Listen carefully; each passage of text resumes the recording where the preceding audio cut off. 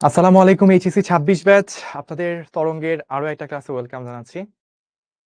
আজকে বৃষ্টি স্নাত দিনে সন্ধ্যাবেলায় তরঙ্গ চ্যাপ্টার পড়তে যারা আমার সাথে জয়েন হয়ে গেছেন তাদের সকলকে ওয়েলকাম। সালাম জানাইছেন অনেকে, ওয়ালাইকুম আসসালাম। আলহামদুলিল্লাহ প্রতিদিনের মতো আজকেও আলহামদুলিল্লাহ ভালো আছি এবং আজকেও আপনাদেরকে প্যারা দিব এবং এই প্যারাটা হচ্ছে তরঙ্গের প্যারা।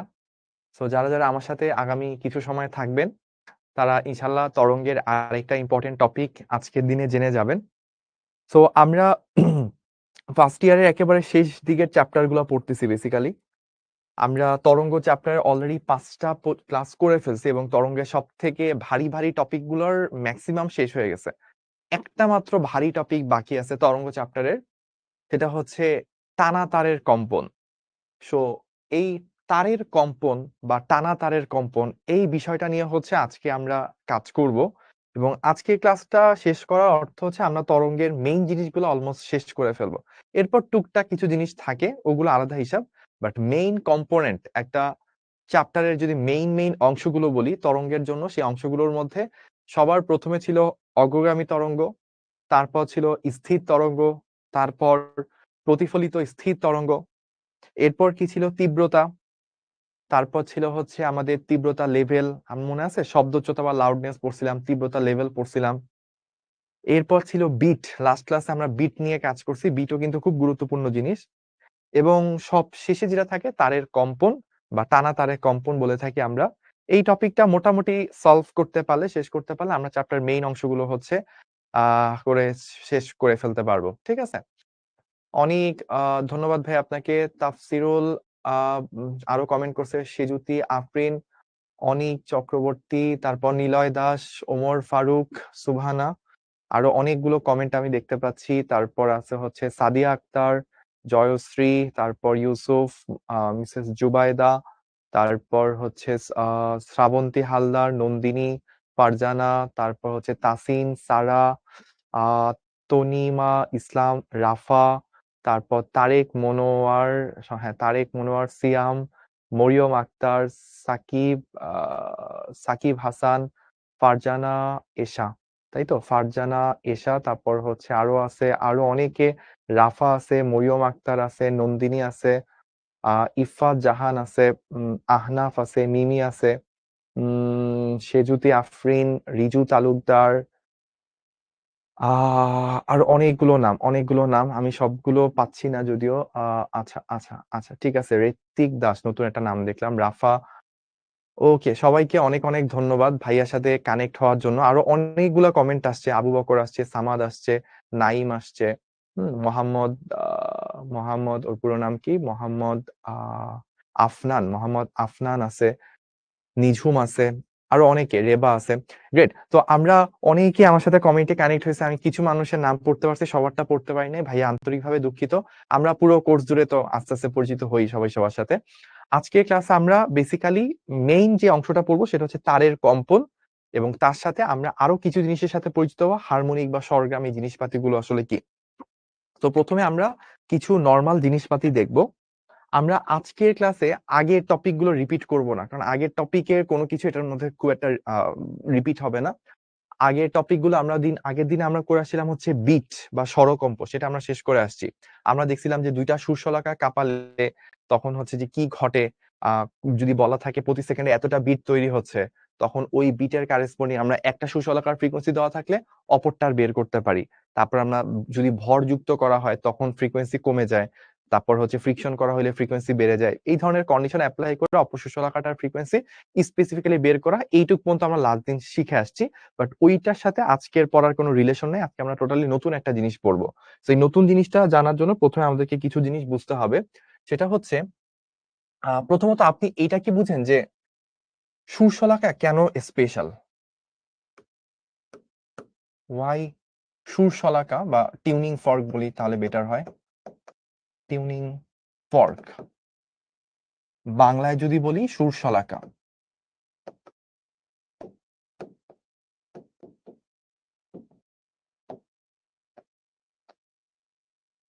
সো দেখবেন আপনাকে প্রায় সময় হচ্ছে বইতে বিভিন্ন এক্সাম্পল যখন দিবে ফ্রিকোয়েন্সি রিলেটেড, ওইটা আসলে কি দিয়ে দেয়? সুরশলাকা দিয়ে দেয়।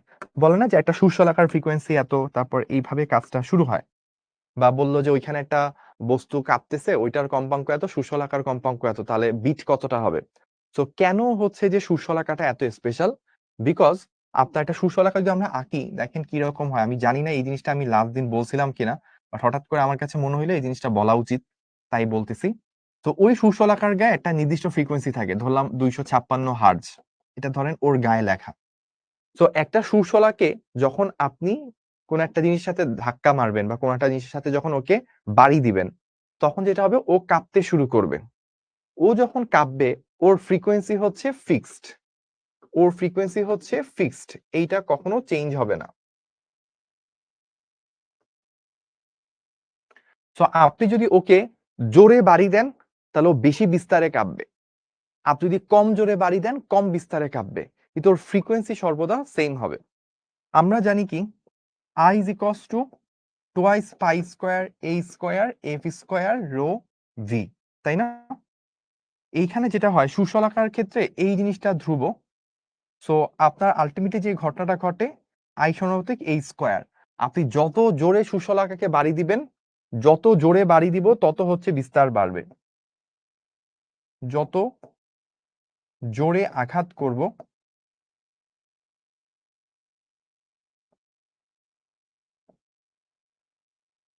বিস্তার ও তীব্রতা তত বেশি হবে,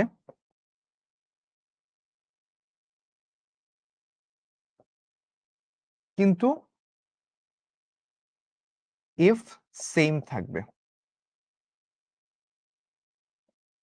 সো আপনি যখন অন্য যে কোনো একটা বস্তুকে নিয়ে চিন্তা করতেছেন, অন্য যে কোনো একটা বস্তুকে নিয়ে যখন আপনি চিন্তা করছেন, ধরেন আমি মানুষ, আমি সাউন্ড তৈরি করতেছি, আমি কিন্তু সাউন্ডটা 10 হার্জও তৈরি করতে পারি, 20 হার্জও তৈরি করতে পারি। আমার উপর আপনি বিশ্বাস করতে পারবেন না। মানুষ মানেই কি বিশ্বাসঘাতক, তাই না? তো সে এক এক সময় এক এক ধরনের ফ্রিকোয়েন্সি তৈরি করে, কিন্তু ও হচ্ছে মানুষের মতো না। ও কি ফেরেশতাদের মতো। ও যা বলবে তা সবসময় সেমই বলবে। ওর ফ্রিকোয়েন্সি অলওয়েজ সেম। সো আপনি যদি এমন কিছু দরকার হয় যে এমন একটা জায়গায় আপনি নিজস্ব ফ্রিকোয়েন্সি দরকার, ওই ফ্রিকোয়েন্সি দিয়ে কোন একটা এক্সপেরিমেন্ট করবেন, তো এমন একটা বস্তু নিতে হবে যে একটা নির্দিষ্ট কম্পাঙ্ক তৈরি করতে পারে। সো এই কম্পাঙ্কগুলো একটা নির্দিষ্ট ফ্রিকোয়েন্সির শব্দ তৈরি করতে পারে, এরকম জিনিসপাতিগুলোই হচ্ছে সুশলাকা।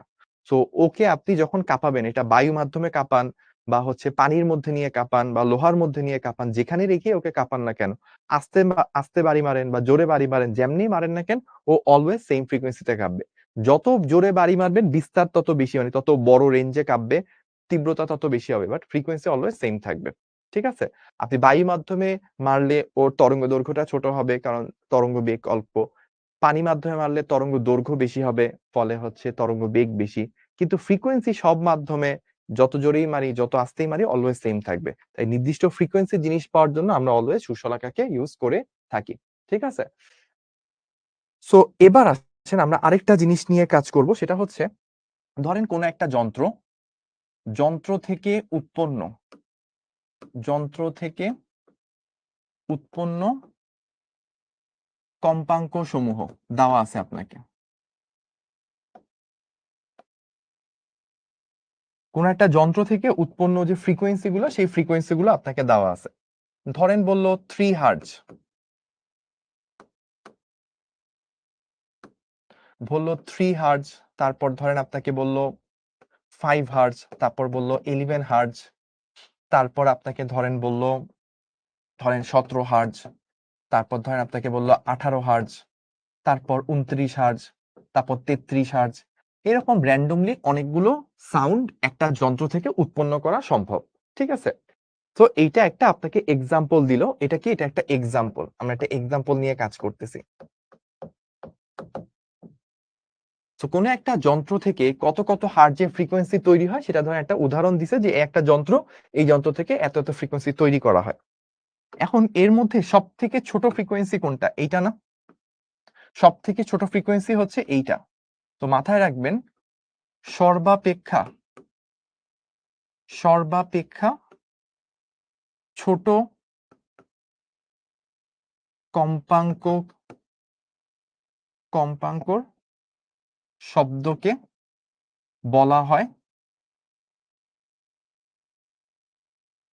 ইংলিশে বলে টোন, বাংলায় বলা হয় মূল সুর, বা আমরা এভাবে বলি এটাকে বলা হয় হচ্ছে মূল সুর।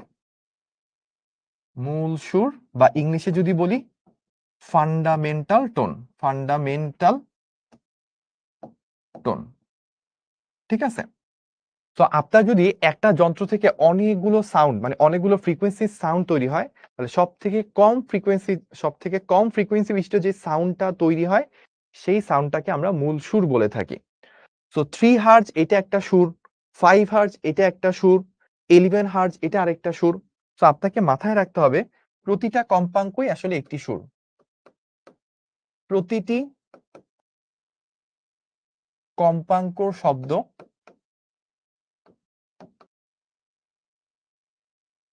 একটি করে সুর, বা যদি ইংলিশে বললে এটাকে বলা হবে টোন, ঠিক আছে?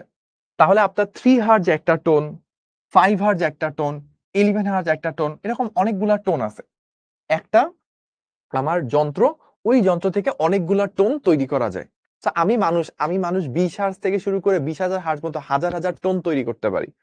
কিন্তু ওই যন্ত্রটা ধরেন এতগুলা না, 1 2 3 4 5 6 7 7টা টোন তৈরি করতে পারে। আমরা যে নোকিয়া বাটন ফোন গুলোতে আগে ইয়া করতাম না, ইকুয়ালাইজার করতেন কিনা জানি না, যে 2 টিপ দিলে একরকম সাউন্ড আসে, তারপর 5 বাটন টিপ দিলে একরকম, 4 বাটন টিপ দিলে একরকম। তো 2 টিপ দিয়ে যে একটা প করে একটা শব্দ হয়, ওটা হচ্ছে একটা টোন। 4 এর জন্য আলাদা টোন, 6 এর জন্য আলাদা টোন। ঠিক একই রকম ভাবে প্রত্যেকটা টোন আসলে এক একটা ফ্রিকোয়েন্সি। তো একটা যন্ত্র থেকে যদি অনেকগুলো ফ্রিকোয়েন্সি তৈরি করা যায়, তাহলে প্রতিটা ফ্রিকোয়েন্সির শব্দকে এক একটা করে টোন বলা হয়। এর মধ্যে সব থেকে ছোট ফ্রিকোয়েন্সি যেটা, এটাকে বলা হয় মূল সুর বা ফান্ডামেন্টাল টোন। ঠিক আছে? এইটুকু কি ক্লিয়ার আমাদের? যদি ক্লিয়ার হয়ে থাকে একটু ভাইয়াকে কমেন্ট করেন। এবার একটা খুব গুরুত্বপূর্ণ কথা বলবো, দেখি এটা কে কে বলতে বুঝতে পারেন। আমাকে অনেকে বলছে ক্লিয়ার, বুঝতে পেরেছি, ক্লিয়ার ক্লিয়ার ক্লিয়ার, ওকে ওকে। এখন এইটা কি বুঝেন কিনা দেখেন। 5 হার্জ এটা হচ্ছে দ্বিতীয় উপসুর, সরি এটা হচ্ছে প্রথম উপসুর।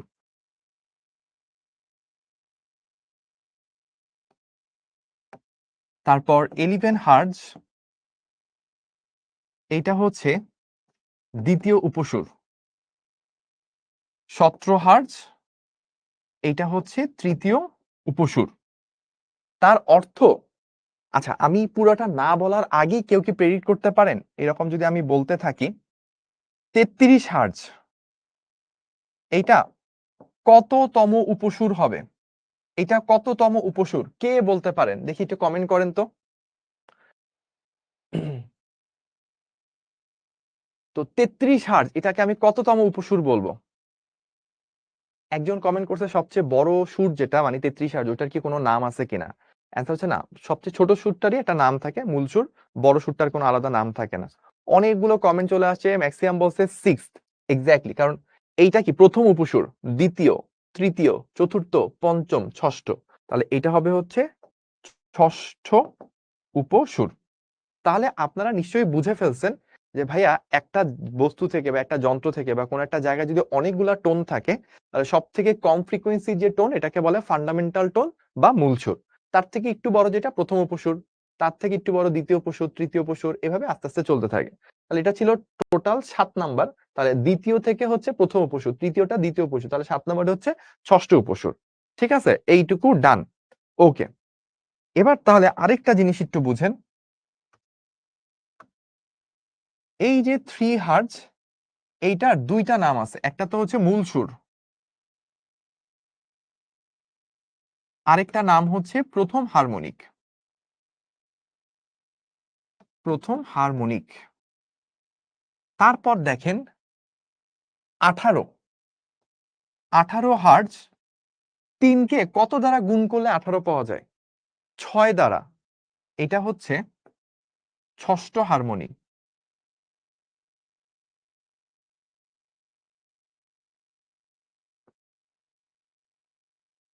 তারপর কি আর 3 এর গুণিতক আছে? 33 আছে। তাহলে কে বলতে পারেন 33 হার্জ এটা কততম হারমোনিক হবে? 33 হার্জ এটা কততম হারমোনিক হবে? কে বলতে পারেন? 11তম। Very good. কারণ হারমোনিক মানেই হচ্ছে মূল সুরের কত গুণ? 33 হচ্ছে 11 গুণ, তাহলে হচ্ছে 11তম হারমোনিক। তাহলে এইখান থেকে আমরা হচ্ছে ডেফিনেশন বলতে পারি কি, হারমোনিক হচ্ছে মূল সুরের কত গুণ তততম হারমোনিক। তাহলে আমরা এটা লিখে ফেলি। এই সংজ্ঞাটা ভাইয়ের সাথে লিখতে পারেন, মূল সুরের যত গুণ তততম হারমোনিক। এইটুকু লিখলেই মনে থাকবে। হারমোনিকের আরেকটা নাম হচ্ছে সমমেল। হারমোনিকের আরেকটা নাম, এটা হচ্ছে সমার্থক শব্দ, এটাকে সমমেলও বলা হয়। ঠিক আছে, এটা একটু মাথায় রেখে অনেক সময় সমমেল আকারে দিয়ে দিতে পারে, একই জিনিস। আচ্ছা, তাহলে উপসুর কি আর হারমোনিক কি বোঝা গেল? 3 হার্জ এটাকে মূল সুর বলা যায়, নিজে নিজের এক গুণ, তাই এটাকে প্রথম হারমোনিক বলা যায়। 5 হার্জ ও কি কোনো হারমোনিক? ও হারমোনিক না, কারণ ও তো 3 এর পূর্ণ সংখ্যক গুণিতক না। 11 হার্জ এটাও 3 এর গুণিতক না, 3 দুগুণে 6, 3 তিরিকা 9, 3 চারা 12, এগুলো এটার মধ্যে পড়ে না, 17 পড়ে না। তাহলে এগুলো হচ্ছে শুধু উপসুর, এগুলো হারমোনিক না। কিন্তু 18 এটা হচ্ছে 3 এর 6 গুণ, তাই ষষ্ঠ হারমোনিক। 33 এটা হচ্ছে 3 এর 11 গুণ, তাই হচ্ছে 11তম হারমোনিক। আর উপসুর গুলা কিরকম? উপসুর গুলা হচ্ছে সবথেকে ছোটটা, ও কোনো উপসুর না, ও মূল সুর। তার থেকে একটু বড় যে, সে হচ্ছে প্রথম উপসুর, তার থেকে একটু বড় দ্বিতীয় উপসুর। উপসুরের জন্য গুণিতক হওয়া বাধ্যতামূলক নয়। তো এই জিনিসটা একটু লিখে রাখেন সাইড নোট দিয়ে। উপসুর হবার জন্য, উপসুর হবার জন্য পূর্ণ সংখ্যক মূল সুরের, মূল সুরের পূর্ণ সংখ্যক গুণিতক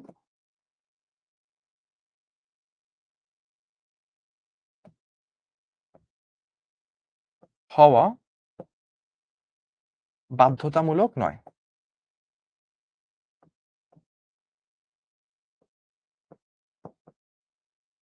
তাহলে এইটা একটা ইম্পর্টেন্ট জিনিস, এটা আমরা জেনে রাখলাম।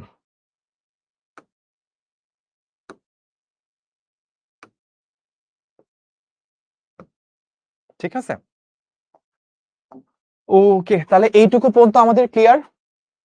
সমমেল কি? কুপাস, কুপা শামসু, হ্যাঁ, যে ভাইয়া বলে দিছি এইখানে হারমোনিক আর সমমেল সেটা একই শব্দ, এইটুকু বুঝলেই এনাফ। কেউ যদি বলে ভাইয়া কেদারা কি? চেয়ার আর কেদারা একই জিনিস, এটাই হচ্ছে এটার অ্যান্সার। সমমেল কি? হারমোনিক আর সমমেল একই জিনিস, হারমোনিক মানে মূল সুরের কত গুণিত। ঠিক আছে, ওকে। এবার তাহলে আমরা হারমোনিক আর ছন্দিত একই কথা, সমস্যা নেই। তাহলে এবার আমরা একটু সামনের দিকে যাই। আচ্ছা, এবার একটা এক্সাম্পল দিই, আপনারা দেখি তো, বলেন তো আরেকটা এক্সাম্পল। বা এটা ধরেন একটা ম্যাথ, লাস্ট ক্লাস আমি কত নাম্বার ম্যাথ পর্যন্ত করিয়েছিলাম, কেউ কি বলতে পারবেন? পি কত?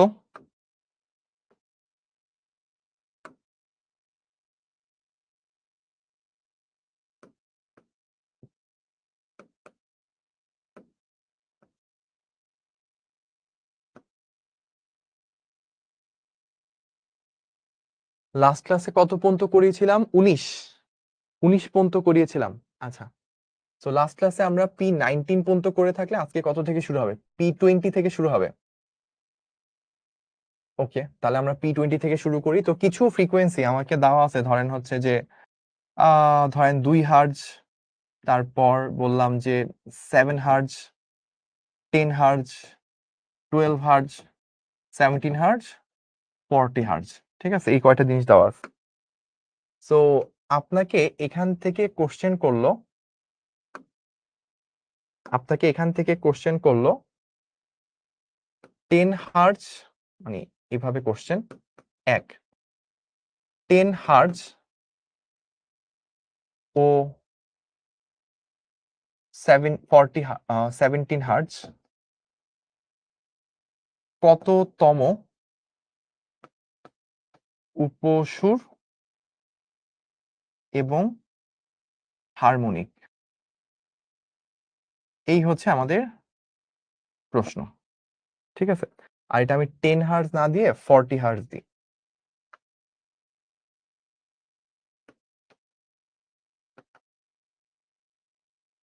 40 হার্টজ ও 17 হার্টজ কততম উপসুর এবং হারমোনিক? এই হচ্ছে আমাদের প্রশ্ন।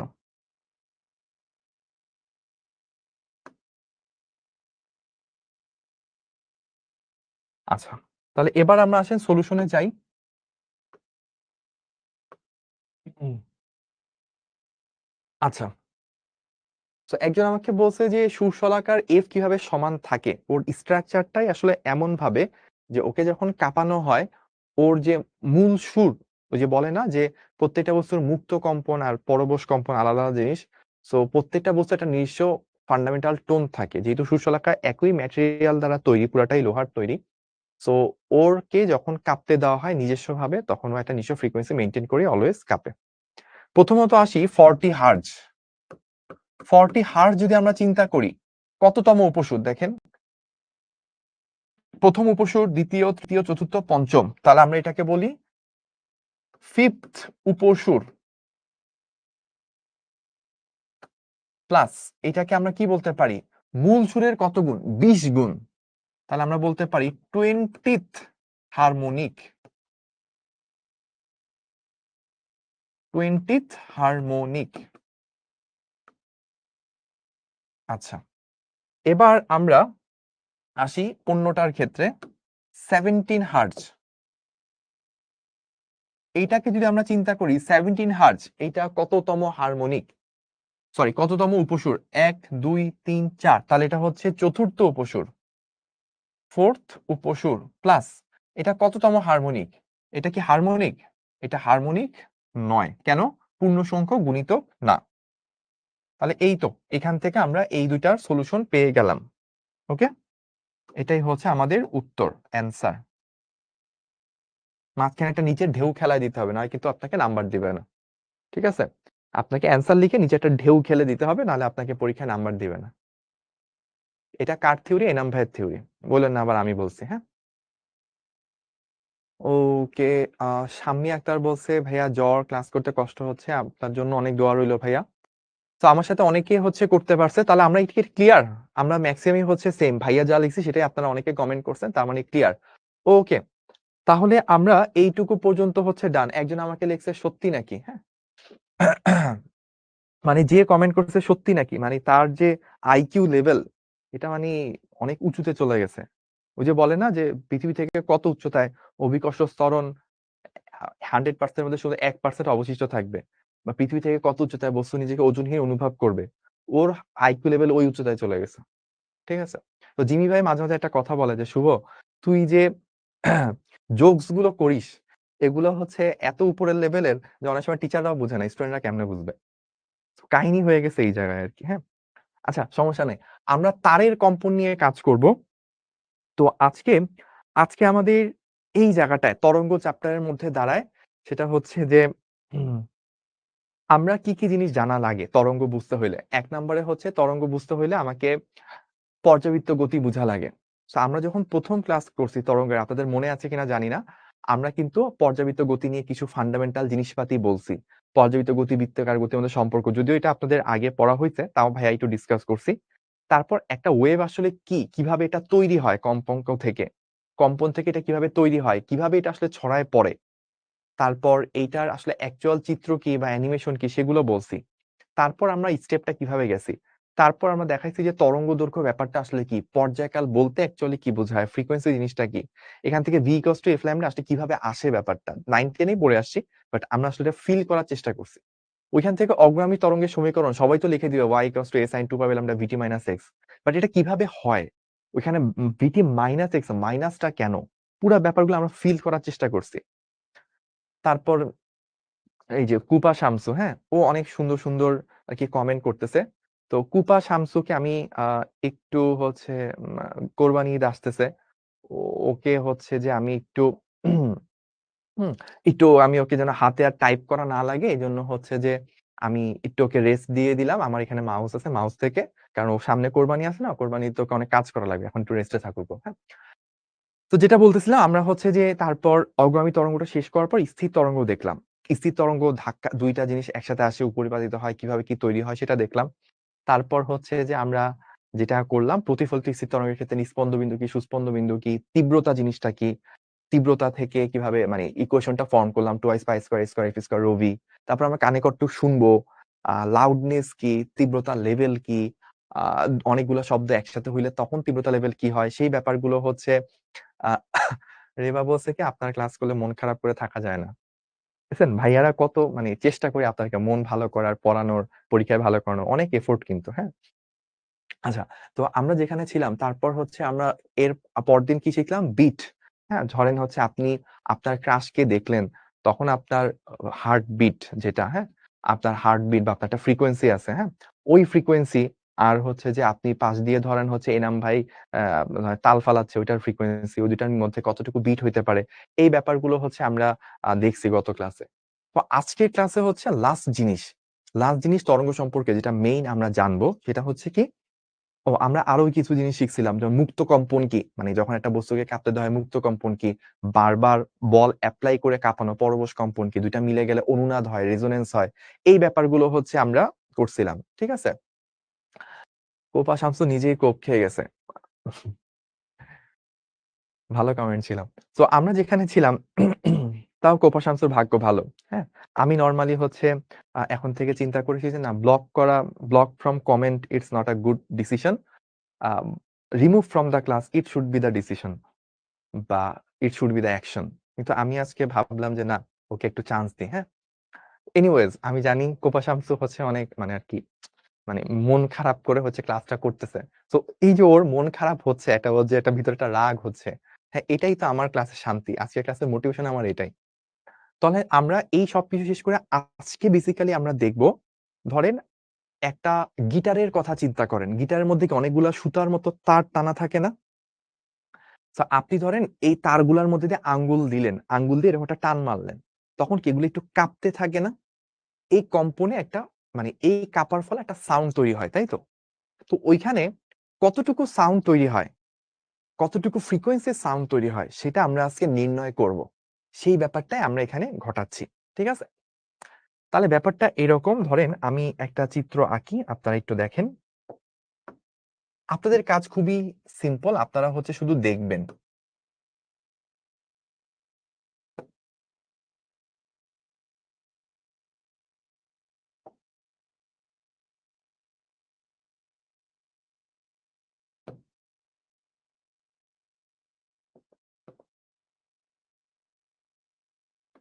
সো অনেক সময় আ আগে যেটা হইতো আপনাদের আগে মানে আপনাদের ১-২ বছর আগ পর্যন্ত ওই ঢাকার কিছু পশ কলেজের পোলাপান বা হচ্ছে যে বিভিন্ন জেলায় থাকে না? ধরেন হচ্ছে চিটাগাংয়ে চিটাগাং কলেজ, রাজশাহীতে রাজশাহী কলেজ, ধরেন ময়মনসিংহে আনন্দমোহন কলেজ।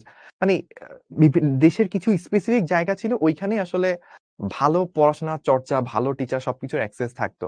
এবং বিশেষ ওইখান থেকে বুয়েট-টুয়েটে ভালো করতো, মেডিকেলে ভালো করতো, ভার্সিটি গুলা কাঁপাইতো। কিন্তু রিসেন্টলি এটা হয় না। রিসেন্টলি দেখা যায় অলমোস্ট আস্তে, আস্তে এটা হচ্ছে পুরো দেশেই ব্যাপারটা ছড়ায় পড়তেছে। প্রত্যন্ত এলাকা থেকে অনেকে অনেক ভালো করতেছে।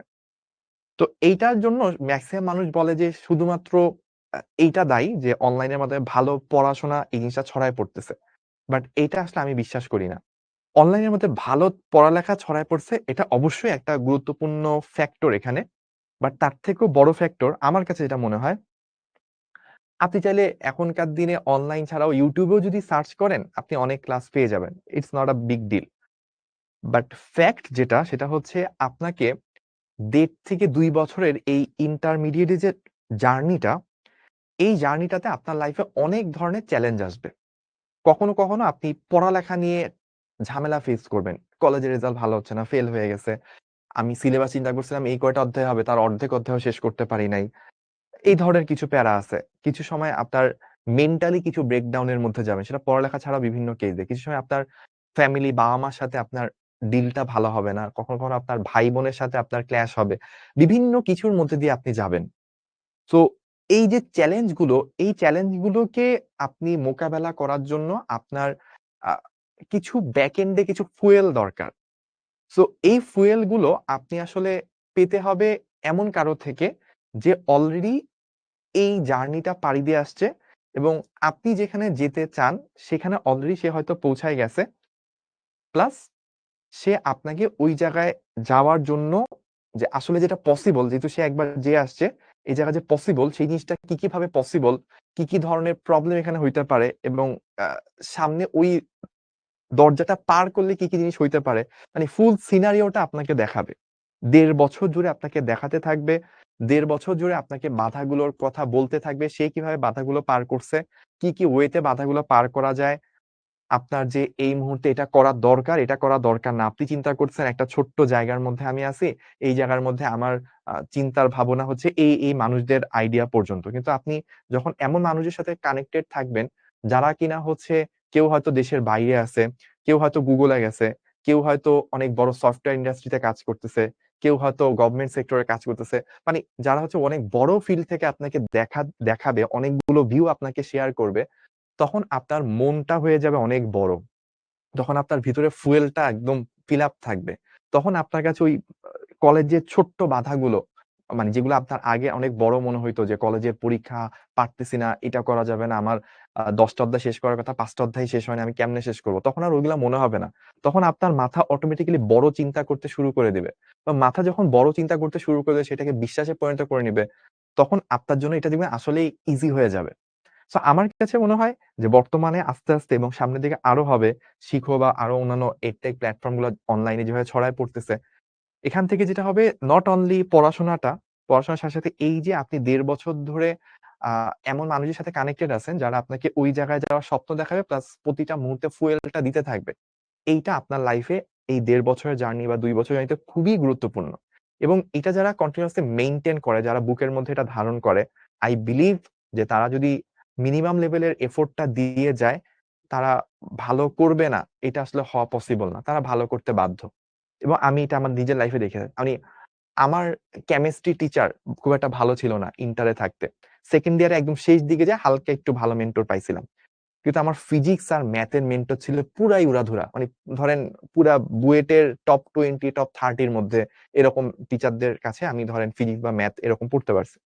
সো আমি হয়তো ম্যাট্রিকে থাকাকালীন বুয়েট তো দূরের কথা, মানে ঢাকা ভার্সিটি চিন্তা করলেই ভয় লাগতো। কিন্তু আমি ১.৫-২ বছর যখন তাদের সাথে ছিলাম, আমার কাছে মনে হতো যে বুয়েটের টপ 10 এর ভিতর কেন থাকা যাবে না? যদিও আমি টপ 10 হইতে পারিনি, হয়তো ১২ হইছি। খুব কাছে ছিলাম। বাট এইটা আমার কাছে একদম ইজি গোইং মনে হয়েছিল। এটা পসিবল। এটা কেন মনে হয়েছে শেষ পর্যন্ত? বিকজ আমি ১.৫-২ বছর তাদের সাথে ছিলাম। একদম সাথে ছিলাম। ২-৩ দিন পরই তাদের সাথে দেখা হইতো। ভাইয়ারা এটা বলতো, ওইটা বলতো। ভাইয়ার লাইফ এর গল্প বলতো। আমার মনে হচ্ছে যে এটা আমার লাইফেও হবে। ভাইয়া এটা পারত, আমি এটা পারতাম না, ভাইয়াও তো এটা পারত না। তো ভাইয়া যেহেতু পারছে আমিও পারব। এই ব্যাপারগুলো আমি চিন্তা করতাম এবং করতে একটা সময় ধরে হয়ে গেছে। কিন্তু সবাই না এভাবে চিন্তা করে না। অনেকেই মনে করে যে, "ধুর ভাইয়া বলতেছে, ভাইয়ার মতো করে আ আমার দ্বারা কি এটা হবে কিনা?" যারা এরকম এই জিনিসটা ছেড়ে দেয় তাদেরই আসলে ওই ছাড়তে একসময় ওই গোলটাই চলে যায়। তো যারা হচ্ছে বিশ্বাস করতে থাকে, "ভাইয়া বলছে হবে।" আমি লেগে থাকি না। লেগে থাকলে তো আমি কখনো কম পাবো না। পাইলে বেশি পাবো। কিন্তু কম তো আমি পাবো না। লস তো নাই। এফোর্ট তো আমিই দিচ্ছি। আমার ক্ষেত্রেই দিচ্ছি। এটা যারা বুঝে, যারা বুদ্ধিমান থাকে তারা কিন্তু ঠিকই নিজের রেজাল্টটা, নিজের আউটপুটটা, নিজের স্বপ্নটা হাতের মুঠে নিয়ে আসে। এই ব্যাপারটা থাকতে হয় আরকি। মাঝে মাঝেই পড়াই, মাঝে পড়ার মাঝখানে একটু ব্রেক দিয়ে কথাগুলো বলি। কারণ আমার কাছে মনে হয় শুধু পড়ানো তো YouTube দেখেও পাবেন। বাট কিছু কথা হয়তো আপনাদের জন্য জরুরি। আমি হয়তো ফিল করতেছি না। আমার কাছে তো এই লাইফ গুলা পার করে আসছি। আমার কাছে তো এখন বুয়েটে চান্স পাওয়া, মেডিকেলে চান্স পাওয়ার কিছু নাই। ২ টাই চান্স পেয়ে আসছি। ঢাকা ভার্সিটিতে চান্স পেয়ে আসছি। কিন্তু আপনাদের জন্য যে এটা কত বড় সেটা মাঝে মাঝে একটু স্মরণ করি যে আমি যখন আপনার জায়গায় ছিলাম তখন কি ছিল। যেন আপনিও হচ্ছে ওই স্বপ্নটা বারবার দেখেন, বারবার নিজেকে ফুয়েল আপ করে ওই জায়গায় ফিরে আসতে পারেন। তারের কম্পন। এতগুলা কথা বলার আরেকটা কারণ ছিল নতুন একটা টপিক পড়বো, মোটিভেশন লাগবে কারণ এটা কঠিন টপিক। ঠান্ডা মাথায় ফোকাস করে ১০-১৫ মিনিট পড়বো। ১০-১৫ মিনিটে ১ ঘন্টার পড়া উঠে আসবো। ১০-১৫ মিনিটে ১ ঘন্টার পড়া কাভার দিব। সবাই মাথায় রাখবেন। আগামী ১০-১৫ মিনিটে ১ ঘন্টার পড়া কাভার দিব। যেন আগামী গত ৫-৭ মিনিটে যে টাইমটা লস হইছে এটা যেন আমরা রিকভার করতে পারি। ঠিক আছে? সবাই রেডি? 3, 2, 1 স্টার্ট।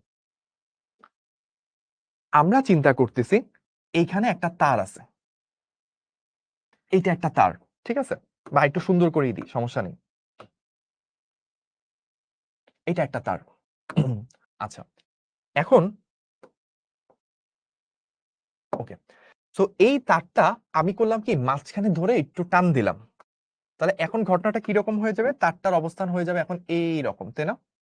আমি এইরকম টান দিয়ে ছেড়ে দিলাম, তখন ও কি হবে, একটু পর সে আবার এইরকম জায়গায় চলে আসবে, একটু পর আর একটু নিচে যাবে, তারপর কি হবে নিশ্চয়ই বুঝতে পারতেছেন, এভাবে সে কাঁপতেই থাকবে আর কি।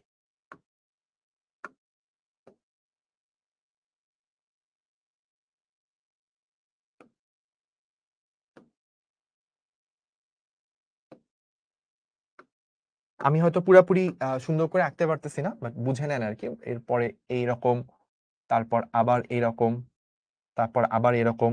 তো এটা হচ্ছে 1 নাম্বার কেস, 2 নাম্বার কেস, আরো নিচে গেল 3 নাম্বার, 1 থেকে আস্তে আস্তে নিচে নামতেছে, আরো নিচে নামতেছে, এখন উপরে উঠবে। এটা 4 নাম্বার কেস, আরো উপরে উঠবে। এটা 5 নাম্বার কেস, এখন নিচে নামবে। এটা 6 নাম্বার কেস, এখন আবার উপরে উঠবে। সো এই তারটা এইভাবে কাঁপতেছে। সো একটা দুই পাশে দুইটা দৃঢ় অবলম্বন ছিল, ধরেন এই পাশে একটা বিল্ডিং, এই পাশে একটা বিল্ডিং, দুইটা বিল্ডিং এর মাঝখানে একটা সুতা বা তার। এটাকে আপনি সুতা বা তার চিন্তা করতে পারেন, এটা সুতা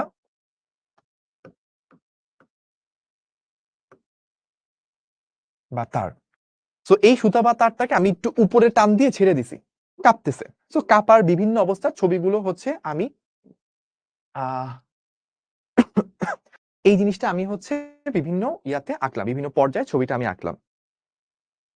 তো এইটাকে আপনি আরেকভাবে চিন্তা করতে পারেন, আমরা অনেক সময় ছাদের মধ্যে দুইটা খুঁটি বা দুইটা রডের মাঝখানে দড়ি টাঙ্গায় দিই না, কাপড় রোদে দেওয়ার জন্য, কাপড় বেলে দেওয়ার জন্য।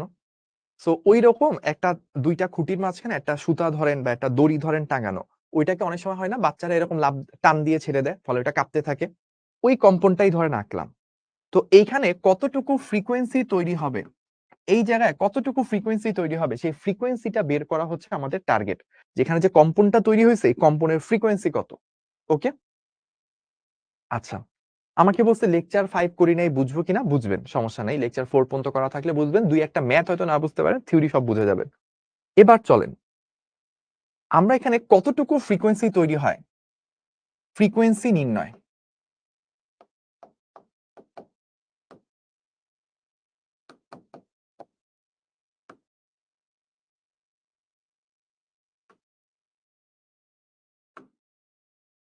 তো ফ্রিকোয়েন্সি নির্ণয় করার জন্য আমরা চিন্তা করব যেটা, এই যে একটু আগে আমাদের যে সিস্টেমটা ছিল, এই সিস্টেমটার জাস্ট উপরের অংশটুকুকে ভাইয়া আঁকবো।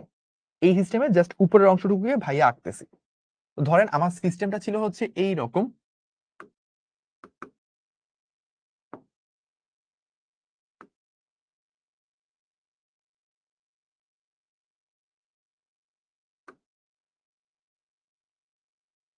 সো আমি এই জিনিসটাকে একটু জুম করে আঁকতেছি।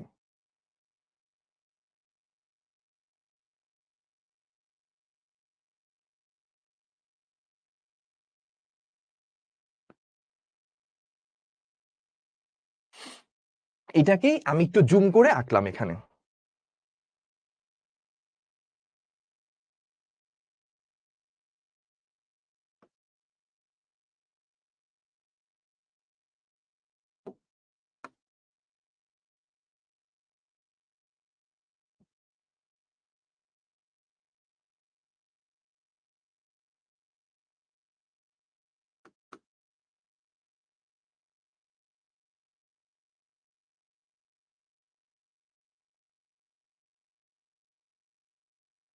সো আমার সিস্টেমটা কিরকম সেটা হচ্ছে, আমরা একটু চিন্তা করব।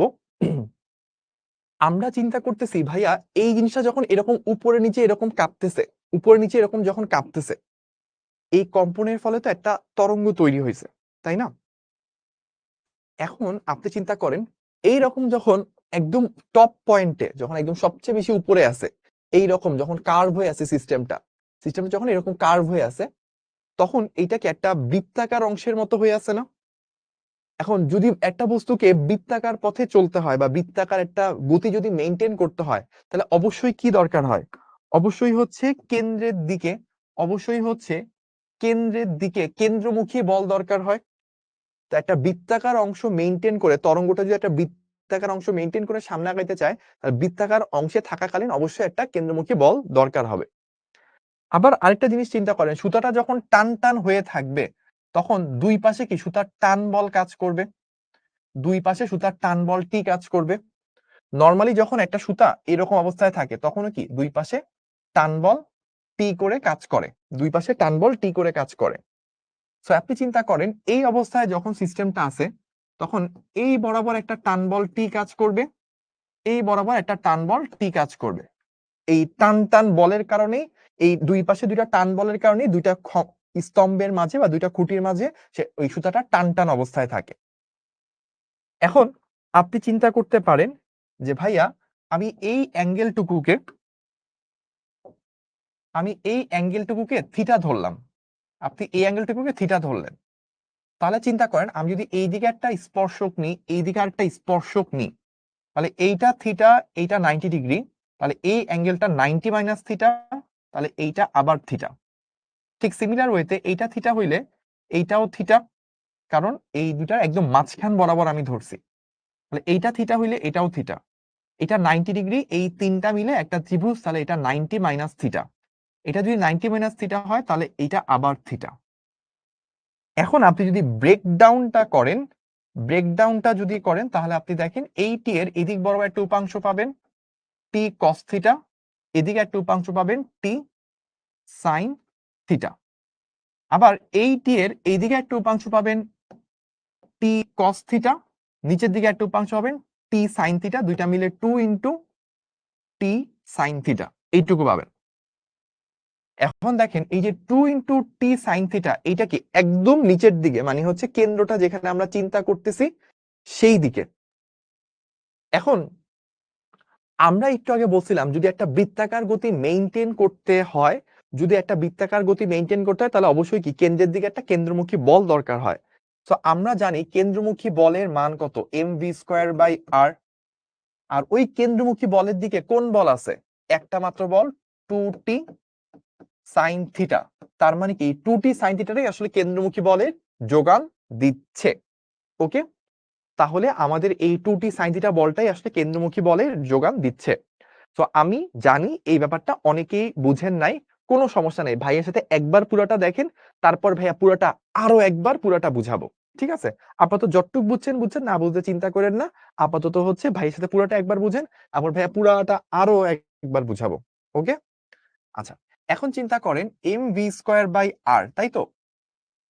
আপনি চিন্তা করতে পারেন m into v square by r, এখানে যা আছে তাই, 2 ইন্টু টি ইন্টু সাইন থিটাকে আপনি অ্যাপ্রক্সিমেটলি লিখতে পারেন 2t ইন্টু থিটা। কেন?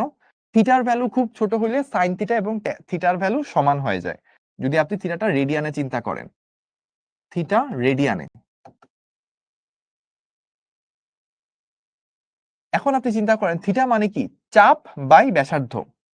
তো আপনি টোটাল সুতাটার দৈর্ঘ্য ধরছেন, টোটাল সুতাটার দৈর্ঘ্য হচ্ছে এল। তাহলে এইখানে আপনি চিন্তা করেন কতটুকু সুতা আসছে, এইখান থেকে শুরু করে এইখান পর্যন্ত কি আপনার তাহলে আলটিমেটলি L/2 পরিমাণ আসছে, মানে চাপের পরিমাণ হচ্ছে L/2 ডিভাইডেড বাই ব্যাসার্ধ হচ্ছে R। এবার আপনি চিন্তা করেন দুই পাশ থেকে R কাটাকাটি যাচ্ছে, এই টু কাটাকাটি যাচ্ছে, তাহলে আমাদের কাছে পড়ে থাকে হচ্ছে mv square is equals to t into l. Okay, বা আপনি বলতে পারেন m/l into v square is equals to t. এখন এই জিনিসটাকে একটু খেয়াল করেন, এই জিনিসটা কি, এইটা হচ্ছে একক দৈর্ঘ্যে ভর।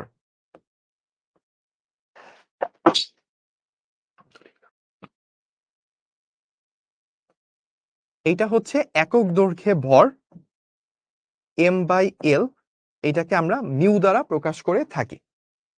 তাহলে আলটিমেটলি আমরা কি লিখতে পারি, আমরা লিখতে পারি mu into v square is equals to t. বা আমি যদি একটু পরের অংশে চলে যাই, তাহলে আমরা লিখতে পারি এখান থেকে যে ভাইয়া v square is equals to t divided by mu, বা ভি হচ্ছে root over T by mu. ওকে,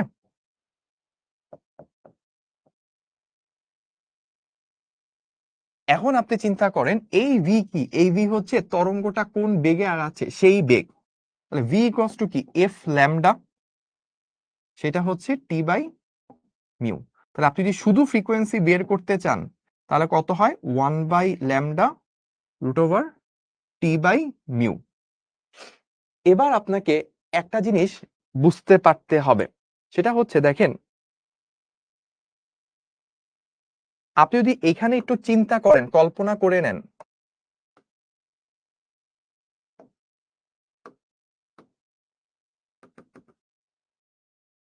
আপনার এইভাবে যখন আপনার তারটাকে কাঁপাইছেন, এখানে তরঙ্গ দৈর্ঘ্যের কতটুকু আসছে, ধরেন এইটুকু দৈর্ঘ্য আপনি এল বললেন, ঠিক আছে?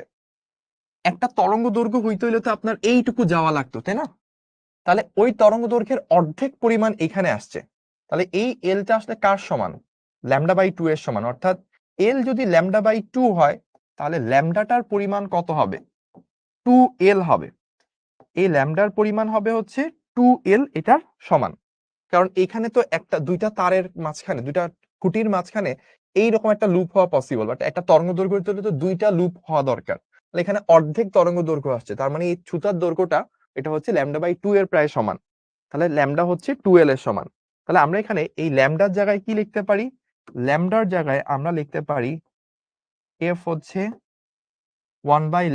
ল্যামডা যদি 2l হয় তাহলে √T/μ। ঠিক আছে, √T/μ। এইটাই হচ্ছে যে আমাদের সেই সূত্র, এটাই হচ্ছে আমাদের সেই সূত্র যে আমাদের ফ্রিকোয়েন্সি কতটুকু তৈরি হইল। আমাদের এই যে একটা তারকে কাঁপাচ্ছি, এই তারকে কাঁপানো হলে কতটুকু ফ্রিকোয়েন্সি তৈরি হয়, সেই ফ্রিকোয়েন্সি আমরা পাইলাম। ফ্রিকোয়েন্সি হচ্ছে 1/2l। এল হচ্ছে কি, এই যে দুইটা খুঁটির মাঝখানে যে সুতাটা আছে সেই সুতাটার দৈর্ঘ্য কত, সেটা হচ্ছে এল। টি কি? টি হচ্ছে সুতার টান বল। সুতা যে দুই পাশ থেকে দুইটা খুঁটি যে মধ্যে টান টান হয়ে আছে, তো দুই পাশে প্রতি পাশে কতটুকু করে বল কাজ করতেছে, এটা হচ্ছে টান বল। মিউ কি? মিউ হচ্ছে সুতার ভর, মানে প্রতি 1 মিটার দৈর্ঘ্যে সুতার ভর কত, সেটা হচ্ছে মিউ। তাহলে এইটুকু হচ্ছে আমরা বের করে ফেলছি। আমি জানি অনেকেই বুঝেন নাই, কোনো সমস্যা নাই। কেউ যদি বুঝে থাকেন সেই একটু ভাইয়াকে এখন কমেন্ট করবেন, আমি পুরা জিনিসটা আরেকবার বুঝাবো, তারপর আপনার ক্লিয়ার হবে, কোনো সমস্যা নেই। তাহলে কেউ কি আছে বুঝতে পারছি? শ্রাবন্তী বলছে বুঝতে পারছি। আর দেখি কেউ আছে কিনা। সেজুতি বলছে বুঝতে পারছি। ওকে, আচ্ছা আমি একটু দেখি। তারপর হচ্ছে তাহমিদ বলছে ডান। করালি দাদু, ওরে অস্থির নাম, সে বলছে ক্লিয়ার। অনন্যা রানী দেবী, ও বলছে ক্লিয়ার। ওকে ওকে, ইকবাল বলছে ক্লিয়ার। শাম্মী আক্তার বলছে ক্লিয়ার। আচ্ছা, খালেদ তানভীর আলহামদুলিল্লাহ। নুসরাত বলছে, Nusrat Anjum Nuha clear. DMC dimmer clear. আচ্ছা, অনেকে ক্লিয়ার বলছে, কেউ কেউ আনক্লিয়ারও বলছে, কোনো সমস্যা নেই। সো যারা যারা ক্লিয়ার বলছি আলহামদুলিল্লাহ, তারা তো বস হয়েই গেলাম। আর বাকিরা যারা এখনো বস হইতে পারেনি, ভাইয়া 5 মিনিটে আপনাদেরকেও বস লেভেলে বানাই দিচ্ছি, বস বানাই দিচ্ছি। তো যে কোনো কিছু করার আগে আপনাকে ফার্স্টে বিশ্বাস করতে হবে আমি এটা পারবো। আমি এতগুলো কথা একটু আগে এই জন্য আমি বলতেছিলাম বিকজ এই জিনিসটা টাফ। সো আমরা এই টাফ জিনিসটা শিখার আগে একটু মাথাটা ক্লিন করতে হয়, মোটিভেট হইতে হয়, এনার্জি নিতে হয়, তাই অনেকগুলো কথা বলছি। তাও আপনাদের অনেকের জন্য এই জিনিসটা প্রথমবারে ধরা কঠিন, আমরা আরেকবার ট্রাই করব। চলেন একটু বুঝি। আমরা শুরু করছিলাম কোথা থেকে? ধরেন আপনার বাসার ছাদে দুইটা খুঁটি আছে, দুইটা ধরেন রড আছে বা দুইটা দণ্ড আছে, বা দুইটা ধরেন এক জায়গায় একটা সিঁড়ি আরেক জায়গায় একটা সিঁড়ি, বা ছাদের দুই মাথার মাঝখানে আপনি একটা সুতা টাঙ্গাই দিছে। তাহলে ওই সুতাটা দুই পাশে তো এরকম টান টান হয়ে থাকবে, তো দুই সুতার মধ্যে যে বল কাজ করতেছে দুই পাশে, এগুলো হচ্ছে সুতার টান টি করে। আপনি সুতাটাকে একটু টান দিয়ে ছেড়ে দিলে সুতাটা এভাবে কাঁপতে শুরু করছে। ওই কম্পনের বিভিন্ন স্টেজের ছবি আমি হচ্ছে 1 2 3 4 5 6 এভাবে আঁকছি, ঠিক আছে? আচ্ছা, এবার আপনি একটু চিন্তা করেন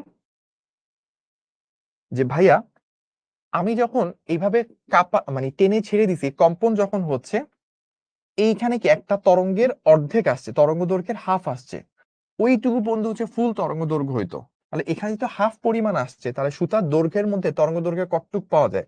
অর্ধেক পাওয়া যায়। তাই এল হচ্ছে λ/2 এর সমান, বা ল্যামডা হচ্ছে 2l এর সমান। এটা একটু পরে কাজে লাগবে, এটা আমরা লিখে ফেললাম। এবার আসেন আমরা ভাইয়া মেইন জায়গায় কি করছি। এই যে সুতা টানতে কাঁপতেছিল, কাঁপার এই জায়গায় যখন একদম টপে পৌঁছায়, সুতাটা যখন একদম এই অবস্থায় আসছে, ওই অবস্থার সিনারিওটা আমরা আঁকছি। তো এই অবস্থায় সেটা একটা অর্ধবৃত্তর কাছাকাছি শেপ ধারণ করছে।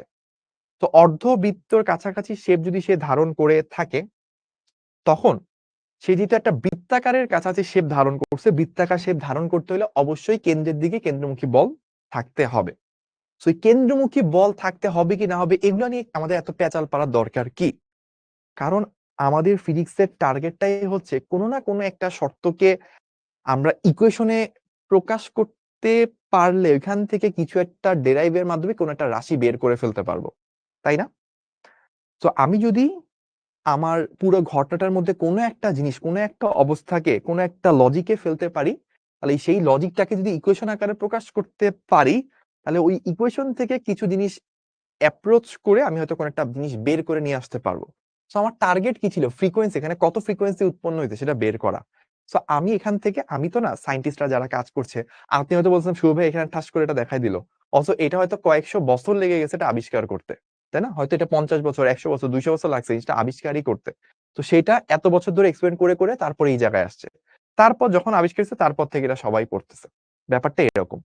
এখন এই টপ পয়েন্ট এসে একটা বৃত্তাকার শেপ ধারণ করছে, তার মানে অবশ্যই কেন্দ্রের দিকে তারের একটা কেন্দ্রমুখী বল থাকতে হবে। এখন আমি একটু খেয়াল করে দেখলাম, যেহেতু একটা বৃত্তাকার শেপ, এটা একটা কেন্দ্র থাকতে হবে। তো আমি কেন্দ্র থেকে দুই তারের এই তারের এই পাশের অংশের উপর একটা লম্ব টানছি, এই পাশের অংশের উপর একটা লম্ব টানছি, তাহলে এটা 90 ডিগ্রি, এটা 90 ডিগ্রি। এখন আমি চিন্তা করলাম একদম টপ পয়েন্টে যদি চিন্তা করি, তাহলে এখানে এই দিক দিয়ে যদি একটা স্পর্শক টানি, তাহলে এখানে একটা সুতার টান কাজ করতেছে, এই স্পর্শক বরাবর একটা সুতার টান কাজ করতেছে। এখন এই অ্যাঙ্গেলটাকে যদি থিটা বলি, মানে এই পয়েন্টটা কেন্দ্রকে কানেক্ট করলে, তাহলে এখানে যদি অ্যাঙ্গেলটা থিটা হয়ে থাকে, এটা 90, তাহলে এই দিকের এই যে এইটুকু অ্যাঙ্গেল হবে 90 মাইনাস থিটা, অবশিষ্ট অঙ্গলটা হবে থিটা। সিমিলার ওয়েতে এটাও থিটা। তাহলে এই টি এর এইদিকে একটা উপাংশ থাকবে টি কস থিটা, নিচে একটা থাকবে টি সাইন থিটা। সিমিলার ওয়েতে এই টি এর এইদিকে একটা থাকবে টি কস থিটা, এদিকে এটা থাকবে টি সাইন থিটা। সো এই টি কস থিটা, এই টি কস থিটা কাটাকাটি চলে যাবে, দুইটা লব্ধি থাকবে হচ্ছে 2t sin থিটা, অর্থাৎ এই বিন্দুতে লব্ধি বল কাজ করছে টান থেকে 2t sin থিটা একদম কেন্দ্রের দিকে। তাহলে কেন্দ্রের দিকে কি থাকার কথা ছিল? কেন্দ্রমুখী বল। আমরা পাচ্ছি কি 2t sin theta. That means এই 2t sin থিটাটাই কেন্দ্রমুখী বল হিসেবে কাজ করবে। দ্যাটস আমরা লিখছি কেন্দ্রমুখী বল mv square by r equals to 2t sin theta. এবার আমরা একটা জিনিস জানি যে থিটা যদি খুব ছোট হয়, লেস দ্যান 4 ডিগ্রি হয়, in that case sine theta যে কথা, রেডিয়ান এককে থিটা এক্স্যাক্টলি সেম কথা। তাই আমি 2t sin থিটা না লিখে 2t থিটা লিখছি এবং লিখেছি থিটাটা হচ্ছে রেডিয়ানে কাউন্ট করতেছি। এবার একটু যদি আমরা চিন্তা করি mv স্কয়ার, ঠিক আছে, থিটাকে আমরা লিখতে পারি কি চাপ বাই ব্যাসার্ধ। তাহলে এই যে থিটা, থিটার কারেসপন্ডিং চাপ কি? যে এইটুকু হচ্ছে চাপ, মানে এই থিটার কারেসপন্ডিং এইটুকু হচ্ছে চাপ। তাহলে চাপটা কি? সুতার দৈর্ঘ্য তো টোটাল টুকু, তার অর্ধেক। তাহলে তার অর্ধেক কত? l/2। তাই চাপের জায়গায় লিখছি s/r, চাপ বাই ব্যাসার্ধ।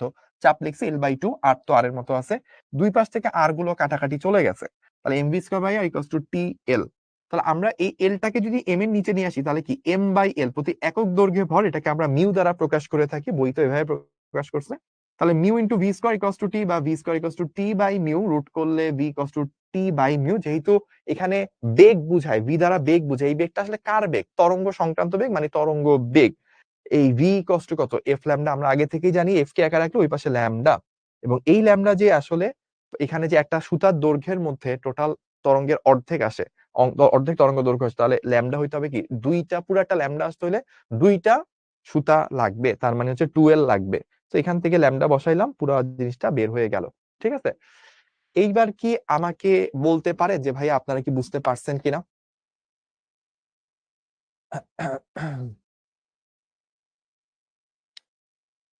উপরে থিটাটা কিভাবে আসলো ভাইয়া? বললাম উপরে থিটাটা তো কিভাবে আসলো, এই যে বলছি এটা যদি থিটা হয়, এটা 90, তাহলে এইটুকুকে যদি আপনি একটা ত্রিভুজ কল্পনা করেন, তাহলে এই অ্যাঙ্গেলটা 90 মাইনাস থিটা, কারণ তিনটা কোণের সমষ্টি 180 ডিগ্রি, 90 ডিগ্রি চলে গেলে এই দুইটা মিলে 90, তাহলে এটা থিটা হইলে এটা 90 মাইনাস থিটা।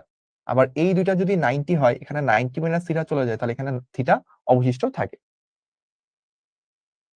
এই সূত্র দিয়ে clear clear clear clear clear. সূত্রটা কি টি কি টান বল? হ্যাঁ ভাইয়া, টি হচ্ছে টান বল। এখন ম্যাক্সিমাম মানুষ বলছে ক্লিয়ার, তারপর 200% ক্লিয়ারও বলছে একজন। ওকে, ডান।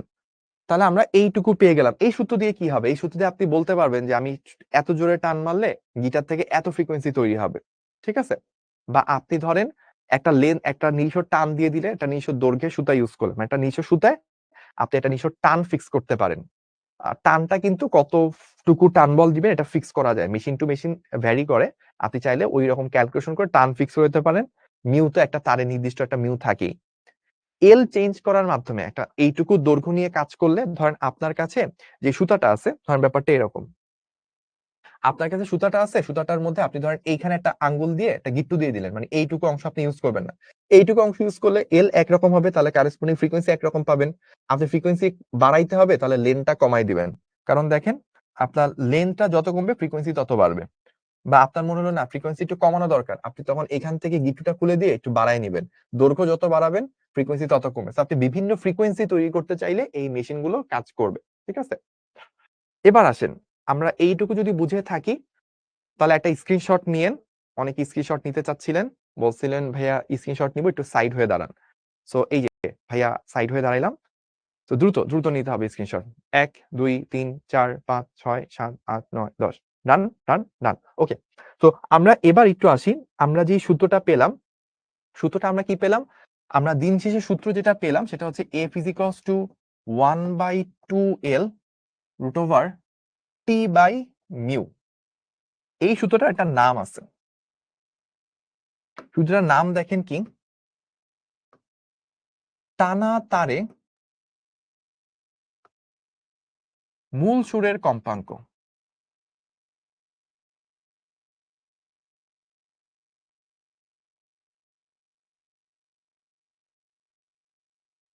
টানা তারে মূল সুরের কম্পাঙ্ক। ঠিক আছে, তো কেন ভাইয়া মূল সুরটা বললাম, এটা নিয়ে একটু আপনাদের মাথার মধ্যে চিন্তা আসছে না যে ভাইয়া কেন মূল সুর কথাটা বললাম? তো মূল সুর জিনিসটা কোথায় পড়ছি মনে আছে? বইতে হয়তো আগে আপনার এই টানা তার রিলেটেড জিনিসপাতি করায় তারপর মূল সুর বলছে, মূল সুর কি স্বর কি এগুলা বলছে। বাট আমি কেন হচ্ছে আগে মূল সুর বা উপসুর এগুলা পড়াইছি। এখন একটা রিলেশন আসবে, মনে আছে মূল সুর জিনিসটা আমরা পড়ছিলাম যে একটা জায়গায় যদি অনেকগুলা সাউন্ড বা অনেকগুলা ফ্রিকোয়েন্সি তৈরি হওয়া সম্ভব হয়, সবচেয়ে ছোট যে ফ্রিকোয়েন্সিটা তৈরি হয় সেটাকে আমরা মূল সুর বলি, তাই না?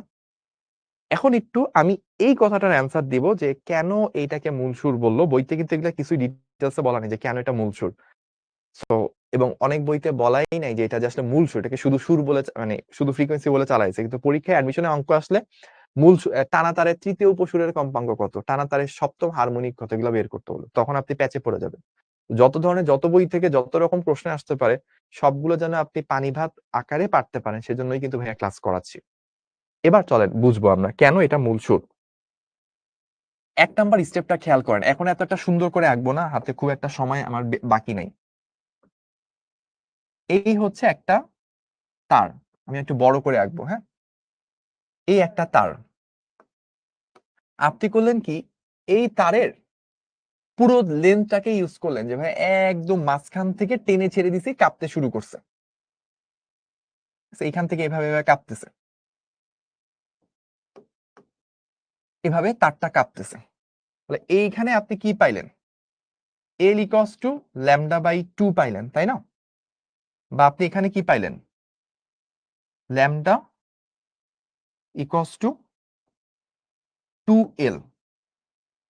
তো এইটাকে আমরা ল্যামডা নট বলে থাকি, মানে এটা হচ্ছে সব থেকে বড় বড় তরঙ্গ দৈর্ঘ্য, এর থেকে বড় তরঙ্গ দৈর্ঘ্য এখানে হইতে পারে না।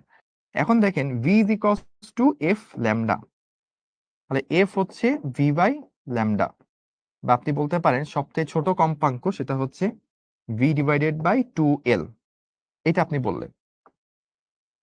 এবার আপনি একটু পরের কেসটা চিন্তা করেন যে পরের কেস আসলে কি হতে যাচ্ছে।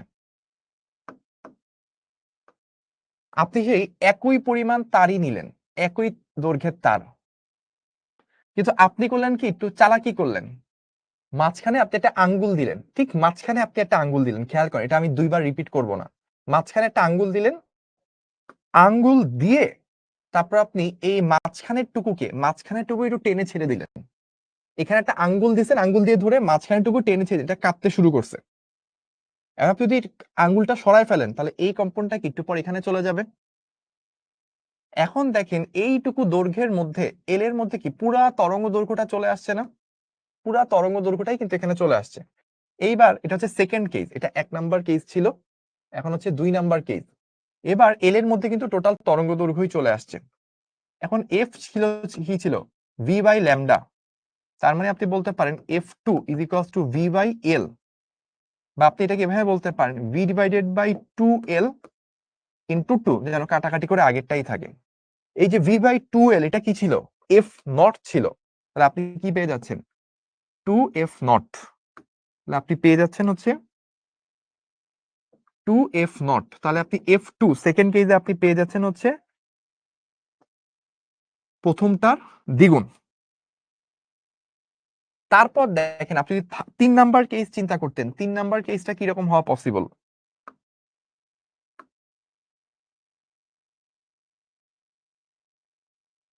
আপনি করলেন কি, এইখানে একটা আঙ্গুল দিলেন, এখানে একটা আঙ্গুল দিলেন। ধরেন আপনার দুইজন ফ্রেন্ড, আপনার 3জন মানুষ আছেন, আপনি আপনার একটা ফ্রেন্ডকে বললেন 1/3, একটু হচ্ছে 1/3, একটু আগে এইটুকু ছিল হচ্ছে L/2, L/2 তে আঙ্গুল দিছিলেন। এবার আপনি বললেন L/3 তে আঙ্গুল দিবেন, এখানে আঙ্গুল দিতে বলবেন। তারপর তার L/3 দূরত্ব পর 1/3 দূরত্ব পর আরেকটা ফ্রেন্ডকে আঙ্গুল দিয়ে বলবেন, বলবে যে ভাই ধরেন, বলবি যে দোস্ত তুই হচ্ছে আবুল, আবুল তুই হচ্ছে এখানে আঙ্গুল দিয়ে ধরে রাখ, আর এটা হচ্ছে বাবুল, বাবুল তুই হচ্ছে এখানে আঙ্গুল দিয়ে ধরে রাখ। তারপর আপনি করলেন কি, এইটুকু অংশে মানে প্রথম 1/3 অংশের যে তারটা, এটাকে আপনি একটু উঁচু করে টেনে ছেড়ে দিন, এটা কাঁপতেছে। কাপার মুহূর্তে আপনি আবুলকে বলেন, আবুল ভাই তুই তো আঙ্গুলটা ছেড়ে দে, তখন এই তরঙ্গটা এই দিকে চলে যাবে। তারপর আপনি বলেন, বাবুল ভাই তুইও তোর আঙ্গুলটা ছেড়ে দে, ও ছেড়ে দিল, তারপর তরঙ্গটা এইদিকে চলে যাবে। এখন দেখেন এইটা একটা λ/2, এটা একটা λ/2, এটা একটা λ/2, তাহলে এই টোটাল এল দৈর্ঘ্যে কয়টা λ/2 আসছে? 3টা। বা আমি এভাবে বলতে পারি, এখানে আসলে 3টা λ/2 চলে আসছে। বা আমি বলতে পারি এখানে ল্যামডা আসলে কত? 12/3। তার মানে এফ সমান সমান দেখেন ভি বাই ল্যামডা। বা আমি তাহলে বলতে পারি F3 যদি বলি ভি বাই 2L ইন্টু 3, তাহলে আসলে কত আসলো? 3F0। তাহলে 3 নাম্বার কেসে আসছে হচ্ছে 3 গুণ। তাহলে আমরা পুরা জিনিসটাকে যদি একটু সামারি করি, সামারি করলে আমরা আসলে কি পাচ্ছি খেয়াল করেন। আমরা প্রথমে F1 প্রথম কেসে পাইছি হচ্ছে কতটুকু? F0। তারপর সেকেন্ড কেসে পাইছি কত? দ্বিগুণ। 3 নাম্বার কেসে পাইছি কত? 3 গুণ। তাহলে এভাবে যদি চলতে থাকে 4 নাম্বার কেসে কত পাবো? 4 গুণ। এরকম যদি আপনি Fn নেন, তাহলে আপনি কত পাবেন? NF0। ঠিক আছে? তাহলে আপনি সব থেকে ছোট যে ফ্রিকোয়েন্সিটা এখানে পাচ্ছেন, সব থেকে ছোট ফ্রিকোয়েন্সি কি এটাই পাচ্ছেন না? V/2L। তারপর এখানে তো তার দ্বিগুণ হইলো, 3 গুণ হইলো, তাহলে এইটা হচ্ছে সব থেকে ছোট ফ্রিকোয়েন্সি। আপনি যদি পুরা লেন্থটাকে ইউজ করেন, পুরা লেন্থটাকে একদম মাঝখান বরাবর কাঁপায়, পুরা লেন জুড়ে কাঁপাইতে থাকেন প্রথমেই, তখন আপনি সব থেকে কম ফ্রিকোয়েন্সি পাবেন। এর জন্য এটাকে বলা হয় কি? মূল সুর। এই জন্য এই জায়গাটাকে বলা হয় হচ্ছে মূল সুর। এবার কি কেউ বুঝতে পারছেন যে ভাইয়া কেন কেন এইটাকে মূল সুরের কম্পাঙ্ক বলা হয়? কেন এটাকে মূল সুরের কম্পাঙ্ক বলা হয় বুঝতে পারছেন? যে আমার যে টোটাল লেন্থটা আছে, টোটাল লেন্থ পুরোটাকেই যদি আমি শুরু থেকে কাঁপানো শুরু করি, তাহলে আমি সব থেকে কম ফ্রিকোয়েন্সি তৈরি করতে পারবো। এটা হচ্ছে মূল সুর। কিন্তু আমি যদি একটু চালাক হই, আমি প্রথমে অর্ধেক অংশ কাঁপাবো না, জাস্ট অর্ধেক অংশকেও মাঝখানে টেনে ছেড়ে দিব। অর্থাৎ যে এই কেসটা ওই জানি গেল, হ্যাঁ এই যে এইটা, আমি যে এইটা করি প্রথমে অর্ধেককে কাঁপাবো না, জাস্ট অর্ধেককে কাঁপাইতে থাকবো, তখন আমি দ্বিগুণ ফ্রিকোয়েন্সি পাবো। আমি আরেকটু চালাক করলাম, জাস্ট প্রথমে 1/3 কে কাঁপাবো, তাহলে আমি 3 গুণ ফ্রিকোয়েন্সি পাবো। তাহলে এইভাবে হচ্ছে আমাদের সিস্টেম গুলা তৈরি হইতে থাকে। আপনি কত টুকু লেন্থ নিয়ে কাজ শুরু করবেন সেটা অনুযায়ী আপনার যত বেশি চান তত বেশি আপনি ফ্রিকোয়েন্সি তৈরি করতে পারেন। তাই সবথেকে কম ফ্রিকোয়েন্সি যেহেতু এটা ফুল লেন্থ কে ইউজ করে, তাই এটা মূল সুর। তাহলে এই যে F2, দেখি কে এটা বলতে পারে, দেখি কে এটা বলতে পারে। আমি একটু কপি করে নিচ্ছি, দেখি কপি হয় কিনা। হ্যাঁ, এই তো হচ্ছে। এটাকে আমি একটা কপি করব, তারপর এটা পেস্ট করব। এই তো, ম্যাক্সিমাম সময় এটা কানেক্টই থাকে না।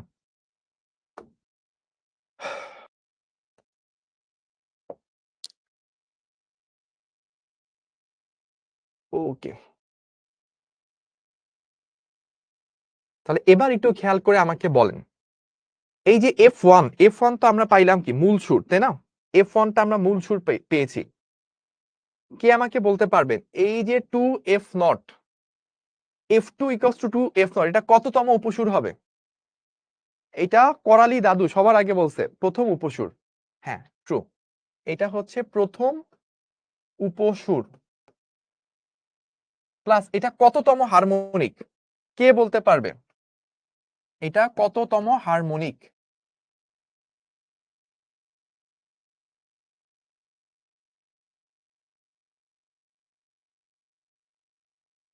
এটা দ্বিতীয় হারমোনিক। গুড।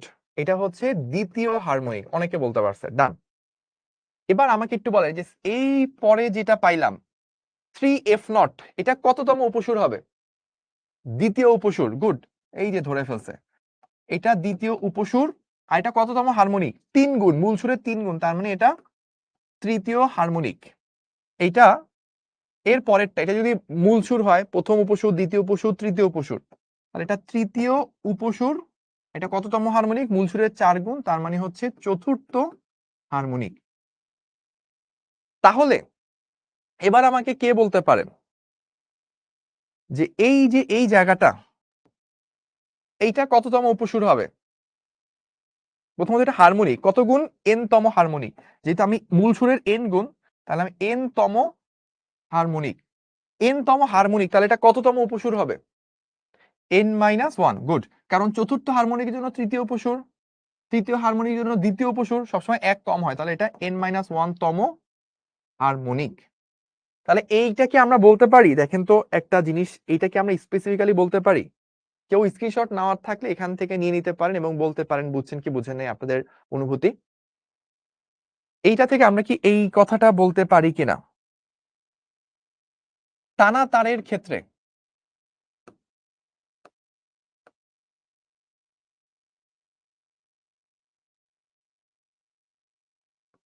এন তম উপসুর বলেন কততম হারমোনিক হবে?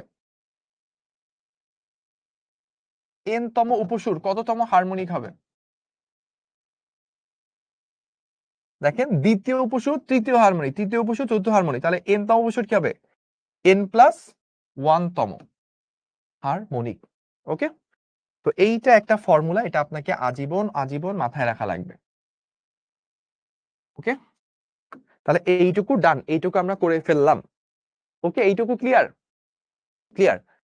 তাহলে এইটার উপর ভিত্তি করে এখন আমরা কিছু সূত্র, যে এখন কিছু সূত্র আছে। আমরা টানা তারের সূত্র কি দেখছিলাম? দেখেন, আমরা টানা তারের সূত্র দেখছিলাম F = 1/2L/T/μ। ঠিক আছে, এখান থেকে 1 নম্বরে দেখেন, আমরা এখান থেকে কি বলতে পারি? 1 নাম্বার জিনিস যেটা, এফ এর সাথে এল এর সম্পর্ক কি? ব্যস্তানুপাতিক। কখন? যখন টি মিউ ধ্রুব। মিউ ধ্রুব হয় কত? যখন নির্দিষ্ট নির্দিষ্ট সুতা নেন, তাহলে একটা সুতার, একটা নির্দিষ্ট সুতা যদি সিলেক্ট করেন, যে হ্যাঁ অ্যালুমিনিয়াম, কি জানি বলে, নাইকেল তারের সুতা, তারপর কি জানি বলে, বিভিন্ন নাম আছে সুতার নাম, ভাইয়ের মুখস্থ নাই। একটা নির্দিষ্ট টাইপের সুতা নিলে ওই সুতার মিউ ফিক্স, যে প্রতি দৈর্ঘ্যে ভর কত। এটা যদি নির্দিষ্ট তারের, মানে নির্দিষ্ট টানের তার দেন, তাহলে সেক্ষেত্রে হচ্ছে টি আর মিউ ধ্রুব হয়ে গেলে এফ আর এল ব্যস্তানুপাতিক। 2 নম্বরে কি, যদি এল আর মিউ ফিক্স রাখেন, তাহলে কি টি এর সাথে সমানুপাতিক। দেখেন, ওটাই বলছে, টি এর সাথে সমানুপাতিক আর মিউ এর সাথে ব্যস্তানুপাতিক। তাহলে আমরা এর পরেরটা বলতে পারি, এফ হচ্ছে √2 এর সাথে সমানুপাতিক, যখন হচ্ছে আপনার কি এল আর মিউ ধ্রুব। আর লাস্টে 3 নাম্বার সূত্র বলতে পারি কি, এফ হচ্ছে মিউ এর বর্গমূলের ব্যস্তানুপাতিক, যখন হচ্ছে এল আর টি এগুলো হচ্ছে আপনার ধ্রুব। এই হচ্ছে 3টা সূত্র। ওকে, পাশের লেখাগুলো কি নোট করব? পাশের এত বড় লেখা নোট করতে গেলে ভাই এখন সময় পাবেন না। স্ক্রিনশট নিয়ে রাখেন, বা যতটুকু আপনার দরকার হয় আপনার খাতায়, ভাইয়া যেইটুকু জিনিস খাতায় লিখছি, বোর্ডে লিখছি, এইটুকু জিনিস যদি আপনি আপনার নোটের মধ্যে লেখেন, that is good enough. Okay, T equals to কি এমজি? অ্যান্সার হচ্ছে না, এখানে টি ইকুয়ালস টু এমজি না। যদি তারটা লম্বভাবে থাকে তখনই না এমজি, তারটা তো হচ্ছে হরাইজন্টালি আছে, এখানে টি এর মান এমজি এর সমান না। এটা কত হবে? এটা হয় প্রশ্নে বলে দেওয়া থাকবে, অথবা প্রশ্নে আদার ইনফো গুলো দেওয়া থাকলে টি ওইখান থেকে বের করবে, but T not equals to MG, এখানে টি এমজি তে নাই। আচ্ছা, তাহলে এইটুকু গেল। এই রিলেটেড কিছু জিনিসপাতি দিছে, এটা আমরা জানি, আমরা এগুলো প্রমাণ টমান করছি, এটা নিয়ে টেনশন নাই। তো এইখানে একটা জিনিস বলছে যে অনেক ক্ষেত্রে টি ইকুয়ালস টু এমজি হইতে পারে, সকল ক্ষেত্রে না। এটা মাথায় রাখবেন, সকল ক্ষেত্রে না।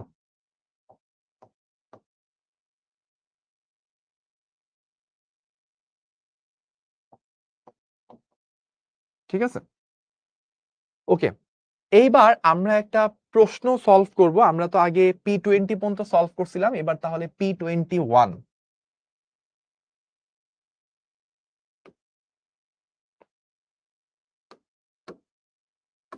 প্রবলেমটা আমাদেরকে বলতেছে একটি সুরশলাকা মানে একটা ওই যে টিউনিং ফর্ক যেটা আমরা টিউনিং ফ্রিকোয়েন্সি দিই, ওইটা টান টান তারের 20 সেন্টিমিটার এবং 25 সেন্টিমিটার দৈর্ঘ্যের সাথে শব্দায়িত করলে যথাক্রমে প্রথমে এন হচ্ছে 25টা, তারপর এন হচ্ছে 10টা বিট উৎপন্ন করে।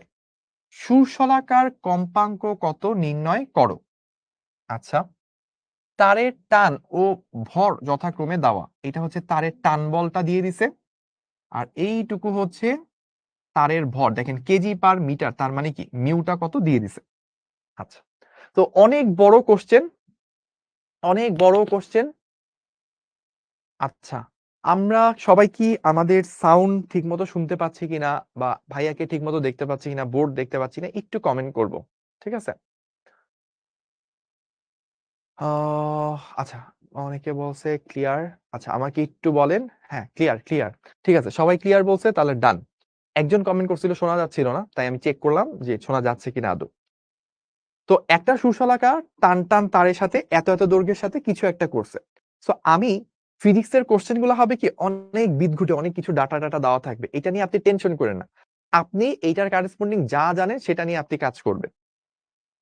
দেখেন, আপনাকে বলা হয়েছে কি একটা তারের, ফার্স্ট অফ অল খেয়াল করেন আপনাকে কি বলছে ভাইয়া, একটা তারের এতটুকু দৈর্ঘ্য, মানে আপনাকে একটা এল দিয়ে দেওয়া আছে, তারপর একটু পর আরেকটা দৈর্ঘ্য, দুইটা এল দেওয়া আছে, আপনাকে একটা টান বল টি দিয়ে দিছে, আপনাকে একটা মিউ দিয়ে দিছে। এখন আপনি জানেন কি যে ভাই F1 মানে প্রথমবার যখন আমি কাজ করছি F1 কি 1/2L1 root over T by mu.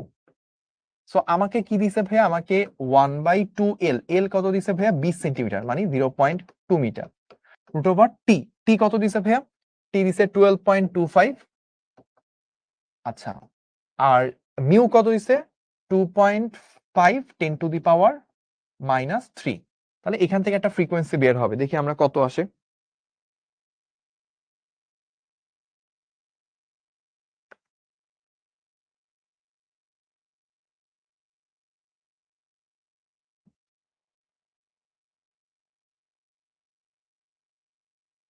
তাহলে এখান থেকে ফ্রিকোয়েন্সি আসছে হচ্ছে 175 হার্জ। এইটুকু আশা করি আপনারা বের করতে পারছেন, এইটুকু আই হোপ আপনারা বের করতে পারছেন। সিমিলারিটি যদি কাজ করি, F2 হচ্ছে 1/2L root over T by mu, তাহলে চলে আসবে 1 বাই, এখন জাস্ট 20 সেন্টিমিটার জায়গায় 25 সেন্টিমিটার, তাহলে 2 into 0.25 into root over T কত 12.25, মিউ কত এই যে 2.5 10⁻³ সো এখান থেকে কাজ করলে আপনি আরেকটা ফ্রিকোয়েন্সি পাবেন, জাস্ট আমি এখানে 0.2 এর জায়গায় 0.25 দিয়ে দিলেই হয়ে যাবে। এটা হচ্ছে 140 হার্জ।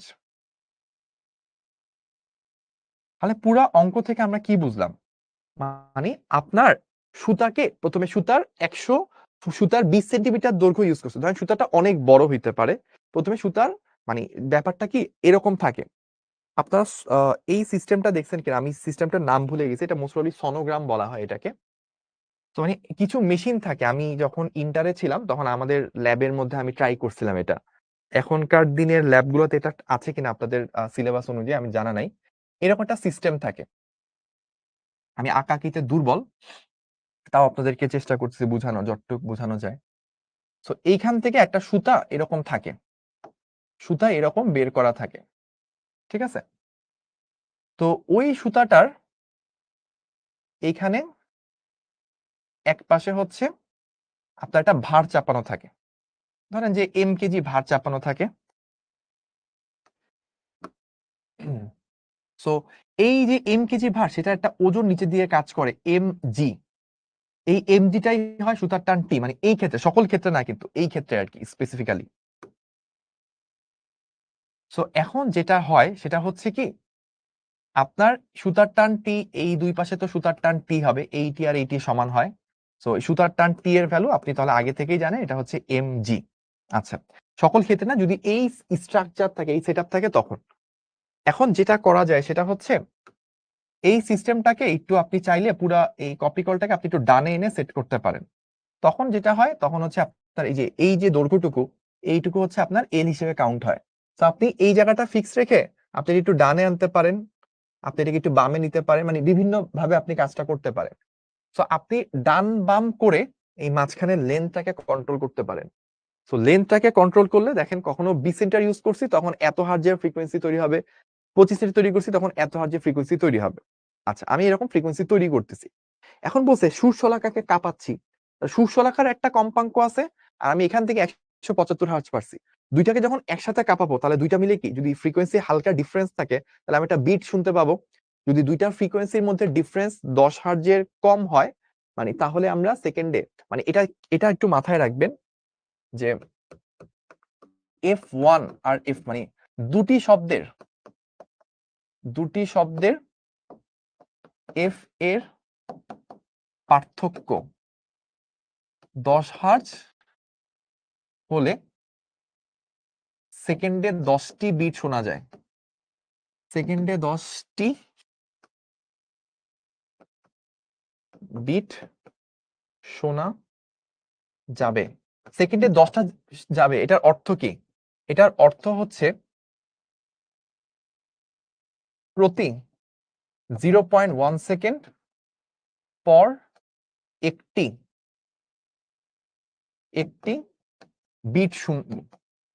বিট শোনা যাবে। কিন্তু এফ এর পার্থক্য 10 হার্জ এর বেশি হলে, 10 হার্জের বেশি হলে সেকেন্ডে 10টির বেশি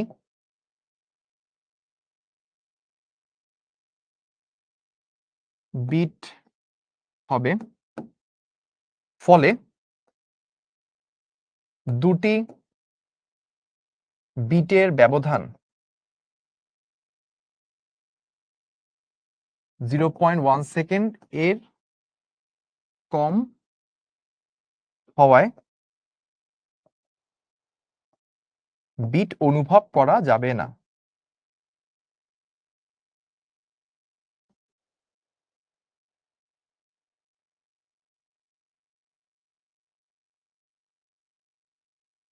একটি কন্টিনিউয়াস টোন শোনা যাবে। তাহলে দুটি শব্দের ফ্রিকোয়েন্সির পার্থক্য যদি 10 হার্জ পর্যন্ত হয় তাহলে আমরা এটা কানে শুনতে পাবো, কারণ সেকেন্ডে 10টা বিট, মানে প্রতি 0.1 সেকেন্ড পর পর এক একটা বিট হবে, মানে দুইটা হাই সাউন্ডের মাঝখানে 0.1 সেকেন্ড গ্যাপ থাকবে। কিন্তু যদি তার থেকে বেশি ফ্রিকোয়েন্সি ডিফারেন্স থাকে তাহলে মানে আমরা একটা হাই টোন শুনেই যাবো, কারণ দেখা যাবে একটা বিট হওয়ার 0.1 সেকেন্ডেরও কম সময় আরেকটা সাউন্ড চলে আসবে। তো মস্তিষ্কের মধ্যে ওটা রেস্ট থেকে যাবে, ফলে আমরা আলাদা করে যে মাঝখানে কিছুক্ষণ নীরব ছিল সেটা বুঝতে পারবো না। একটা সাউন্ড হওয়ার পর এটা নীরবতা, তারপর আবার সাউন্ড, তখন আমি বিট ফিল করি। বা যদি দুইটা হাই সাউন্ডের মাঝখানে একটা যে মাঝখানে নীরব ছিল এটা যদি আমি ফিল না করি তাহলে আর বিট বুঝবো না। তাহলে বিট বুঝতে হইলে অ্যাটলিস্ট 10 হার্জ বা তার থেকে কম হইতে হবে ফ্রিকোয়েন্সির ডিফারেন্সটা। এবার চলেন, আমাদের এখানে আমরা সুরশলাকাকে কাঁপাচ্ছিলাম, তো সুরশলাকার একটা ফ্রিকোয়েন্সি আছে, ধরি সুরশলাকার ফ্রিকোয়েন্সি এফ, ধরি সুরশলাকার ফ্রিকোয়েন্সি ইকুয়ালস টু এফ। ঠিক আছে, তাহলে এই এফ এর সাথে যখন এই 20 সেন্টিমিটারকে কাঁপানো হয়েছে, মানে এই 175 হার্জের কম্পাঙ্কের সাথে যখন এফ কম্পাঙ্ককে একসাথে কাঁপানো হয়েছে তখন কয়টা বিট হয়েছে? তখন 25টা বিট তৈরি হয়েছে। তাহলে আমরা এখান থেকে বলতে পারি কি, F is equals two F1 plus minus 25, কারণ প্রথমবার 25টা বিট তৈরি হয়েছে 175 হার্জের সাথে। তাহলে আমরা চিন্তা করি 175 এর সাথে প্লাস মাইনাস যদি 25 করি, একটা হইতে পারে 200 হার্জ, আরেকটা হইতে পারে কত, 150 হার্জ। দুইটা পসিবল কেস আছে, 200 হার্জ বা 150 হার্জ। সেকেন্ড টাইম চিন্তা করেন, যখন আমি ওই একই সুরশলাকাকে, আমি তো জানি না যে কত হবে, 200 হার্জ নাকি 150 হার্জ, শিওর হওয়ার জন্য আমি তাকে এবার 25 সেন্টিমিটার দৈর্ঘ্যের সাথে কাঁপাইছি। 25 দৈর্ঘ্যের সাথে কাঁপানো মানে 140 হার্জের সাথে কাঁপানো। তাহলে 140 হার্জের সাথে যখন কাঁপাইছি তখন 10টা বিট তৈরি হয়েছে। তাহলে এবার পসিবল কেস কি, 140 প্লাস মাইনাস 10, তাহলে এবার হইতে পারে 150 হার্জ বা কমলে 130 হার্জ।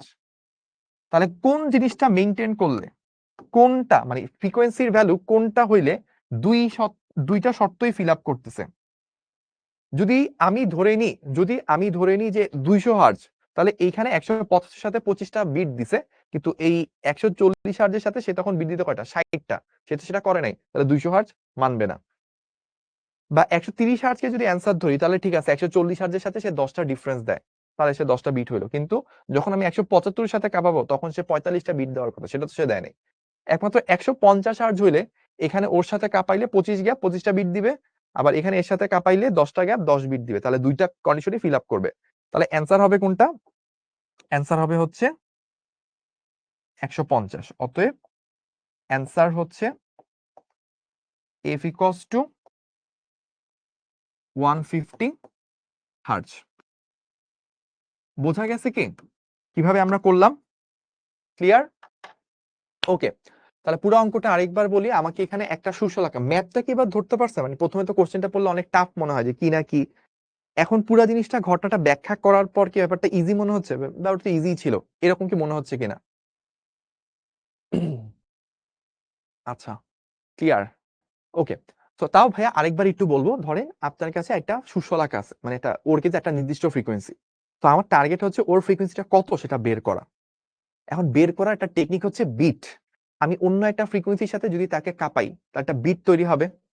তো যার সাথে কাঁপাচ্ছি তার ফ্রিকোয়েন্সিটা যদি জানা থাকে, ধর আপনাকে বললো যে 200 হার্জের সাথে একটা ফ্রিকোয়েন্সিকে একটা সুশলাকে কাঁপানো হচ্ছে, কয়টা বিট তৈরি হয় সেটা দিয়ে আপনি গেস করতে পারবেন। আচ্ছা ঠিক আছে, তাহলে এইটা ছিল 200 হার্জ, এখানে 10টা বিট তৈরি হচ্ছে, তাহলে 210 হার্জ বা 190 হার্জ এরকম কিছু একটা হবে। তারপর আপনাকে আরেকটা ফ্রিকোয়েন্সির সাথে কাঁপাইলো, ওইখানে আবার বিট তৈরি হলো, তাহলে এই দুইটা পসিবল কেস হতে পারে, তাহলে দুইটা পসিবল কেসই ম্যাচ করছে কোনটা, ওইটাই আমার অ্যান্সার হবে। এইভাবে জিনিসটা জাজ করবে। এখন এই যে আমি বললাম 200 হার্জ 220 হার্জ এরকম দেওয়া থাকবে, ওইখান থেকে আমি কম্পারিজনটা করব।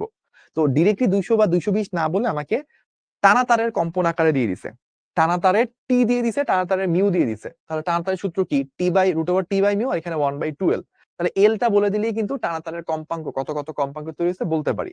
তো একবার 20 সেন্টিমিটার ইউজ করছি, তখন আমি টি এল এর জায়গায় 20 ইউজ করলে পাই হচ্ছে এখানে টানা তার থেকে 175 হার্জ তৈরি হচ্ছে।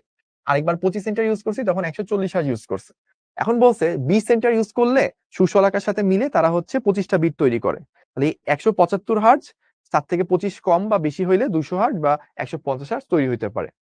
আর যখন আমি 140 হার্জ, মানে এখানে এল এর মান 25 সেন্টিমিটার বসাইলে আমার আসে 140 হার্জ, টানা তার থেকে 140 হার্জের কম্পাঙ্ক তৈরি হচ্ছে, আর আমার সুশলাকা কাঁপতেছে।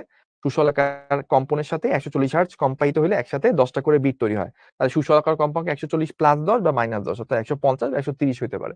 দুইটা কেসই ম্যাচ করতেছে, একটা মাত্র ফ্রিকোয়েন্সি হচ্ছে 150 হার্জ, তার মানে 150 হার্জ হচ্ছে কমন, সেটাই হবে অ্যান্সার। ঠিক আছে, এবার তো ক্লিয়ার?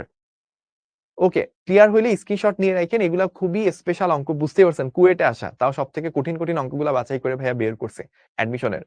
তো সেটা একাডেমিকে আপনাকে ফুললি শেষ করে দিচ্ছি, যেন আপনাকে বইয়ের নর্মাল অঙ্ক, বইয়ে আপনাকে কি দিবে, বইয়ে আপনাকে দিবে যে 20 হার্জের সাথে এইটাকে কম্পাইত করলে এতটা বিট তৈরি হয়, তাহলে কম্পন কত। আর আমি আপনাকে খুঁজে খুঁজে সবচেয়ে কঠিন যেগুলো আসছে সেগুলো দিচ্ছি, যেন সহজ আসলে আপনার কাছে মনে হয় দূর, শুভ ভাইয়া ক্লাসে যেগুলো করাচ্ছে এটা তুলনায় তো পরীক্ষায় কি দিল, কিছুই তো দিল না, পানি ভাত। মানে আপনি চিন্তা করবেন লেখার কি আছে, এটা এমনিই চোখে আমি বুঝে যাচ্ছি, ওইভাবে ক্লাসটা নিচ্ছি। তো যদি বুঝে থাকেন একটু জানেন আমাদেরকে। ওকে, ডান। তাহলে এগুলো তো ভাইয়া বলছি, তাহলে আরেকটা ম্যাথ চলেন আমরা একটু করি। এটা আরেকটা ভালো ম্যাথ। সো বলতেছে কি আমাদেরকে, 1 মিটার লম্বা একটি কম্পমান তার, তার মানে কি এল দিয়ে দিছে, তার 40 নিউটন বল, তার মানে কি টান বল টি দিয়ে দিছে, এত অবস্থায় এত কম্পাঙ্ক তৈরি করে ফ্রিকোয়েন্সি দিয়ে দিছে। এত কম্পাঙ্কের সুশলাকার সাথে ঐক্যতান হয়। ঐক্যতান হওয়া মানে একই কম্পাঙ্ক হওয়া, ঐক্যতান হওয়া মানে হচ্ছে এফ একই হওয়া, এই কথাটা মাথায় রাখবেন। আচ্ছা, মানে বাংলা কথার কিছু মারপ্যাচ থাকে, এই ব্যাপারগুলো একটু বুঝে বুঝে নিতে হয়। যদি তারটি টানা বল, মানে টান বল, টানা হবে না টান হবে আর কি, টান বল পরিবর্তন করে এত নিউটন করা হয়, অর্থাৎ T1 ছিল ধরলাম এইটা, এখন T2টা করা হয়েছে এইটা, তাহলে দৈর্ঘ্যকে কিরূপ পরিবর্তন করলে, তাহলে ধরলাম আগে হচ্ছে L1 ছিল, এখন ধরলেন ফাইনাল লেনটা L2 হইলো, তাহলে আবার ঐকতানে আসবে। আচ্ছা, তাহলে ঘটনাটা কি, ধরেন আপনার একটা টানা একটা টানা তার আছে, বা একটা তার আছে, এটাকে টান টান করে রাখা আছে, ওর একটা টান বলের মান কত সেগুলো দিয়ে দেওয়া, দৈর্ঘ্য দিয়ে দেওয়া, তাহলে আপনি ওইখান থেকে ওর একটা ফ্রিকোয়েন্সি বের করতে পারবেন। এখন আপনি যদি টান বলটা চেঞ্জ করেন তাহলে ফ্রিকোয়েন্সিটা চেঞ্জ হয়ে যাবে। আগের ফ্রিকোয়েন্সি মেনটেন করতে হলে আপনাকে এই দৈর্ঘ্যটা চেঞ্জ করতে হবে। তো দৈর্ঘ্যটা কতটুকু চেঞ্জ করলে আগের এবং পরের দুই জায়গায় ফ্রিকোয়েন্সি সেম হবে, সেটা হচ্ছে আপনাকে বের করতে বলছে। তাহলে দেখেন এইটা কি বুঝেন কিনা। প্রথমে f1 শুরুতে আসলে কি হইতো, 1/2L1 √T1 divided by mu. পরবর্তী কেসে যখন আপনি সুতার টানটা চেঞ্জ করে T2 করছেন, কিন্তু আপনি সুতা তো চেঞ্জ করেন নাই, সুতাটা তো একই সুতা রাখছেন, একই সুতা রাখলে মিউটা সেম রয়ে যাবে। এখন আপনাকে দৈর্ঘ্যটা চেঞ্জ করে ধরলাম আপনি L2 করছেন, এমন ভাবেই দৈর্ঘ্যটা চেঞ্জ করছেন যেন আগের কম্পাঙ্ক যা থাকে এখনো তা থাকে। কারণ কি বলছে, এখনো হচ্ছে একটু আগেও যেই সুশলাকার সাথে ঐকতানে ছিল এখনো ঠিক ওই সুশলাকার সাথে ঐকতানে আসে। মানে ধরেন একটা সুশলাকার ফ্রিকোয়েন্সি ধরলাম 200 হার্জ, একটু আগেও ওর সাথে ঐকতান ছিল, মানে ওর সাথে একই ফ্রিকোয়েন্সি ছিল, এখনো একই তানে ঐকতানে বা একই ফ্রিকোয়েন্সি থাকতে হবে। তার মানে দৈর্ঘ্যটাকে এমন ভাবে চেঞ্জ করতে হবে যেন মানে স্টার সিস্টেমটার আগে ফ্রিকোয়েন্সি যা ছিল এখন এক্স্যাক্টলি তা থাকে। তাহলে f1 আর f2 যদি সমান হইতে হয় তাহলে কি 1/2L1 √T1 by mu 1/2L2 √T2 by mu, এটা হইতে হবে। আর অনেকগুলা জিনিস কাটাকাটি যাবে, এই যে 2 কাটাকাটি যাবে, তারপর হচ্ছে মিউ কাটাকাটি যাবে। তাহলে এখান থেকে বাকি থাকে কি, বাকি থাকে হচ্ছে এরকম যে ভাইয়া L2 is equals two 1/L1 এইটু √T1/T2। Sorry আমি মনে হয় একটু উল্টা লিখলাম, তাই না? আমি যদি এভাবে লিখি L2 টাকে এই পাশে নিয়ে আসি তাহলে L1 টা এই দিকে চলে যাবে, তাহলে √T2/T1 থাকবে। আমি একটু মানটা বসাই। L1 ছিল 1 মিটার, T2 হয়েছে 20 মিটার, আগে ছিল 40 মিটার। তাহলে আমরা কত হচ্ছে একটু দেখবো, 1/√2 সম্ভবত, তাহলে মনে হয় 0.707 আসার কথা। হ্যাঁ 0.707 মিটার। তাহলে কতটুকু চেঞ্জ করতে হবে, অতএব ডেল এল L2 মাইনাস L1, তাহলে 0.707 মাইনাস 1, তাহলে হচ্ছে আমাদের আসে হচ্ছে 0. মানে মাইনাস আসছে, মানে কি কমাইতে হবে 0.2929 মিটার, বা আমরা এভাবে বলতে পারি সেন্টিমিটার নিয়ে নিতে পারি, -29.29 সেন্টিমিটার। তাহলে এত সেন্টিমিটার কমাইতে হবে, 29.29 সেন্টিমিটার কমাতে হবে, এটাই হচ্ছে আমাদের অ্যান্সার। আমরা অতএব কি লিখবো, অতএব 29.29 সেন্টিমিটার কমাতে হবে। বাস, এটাই হচ্ছে আমাদের উত্তর।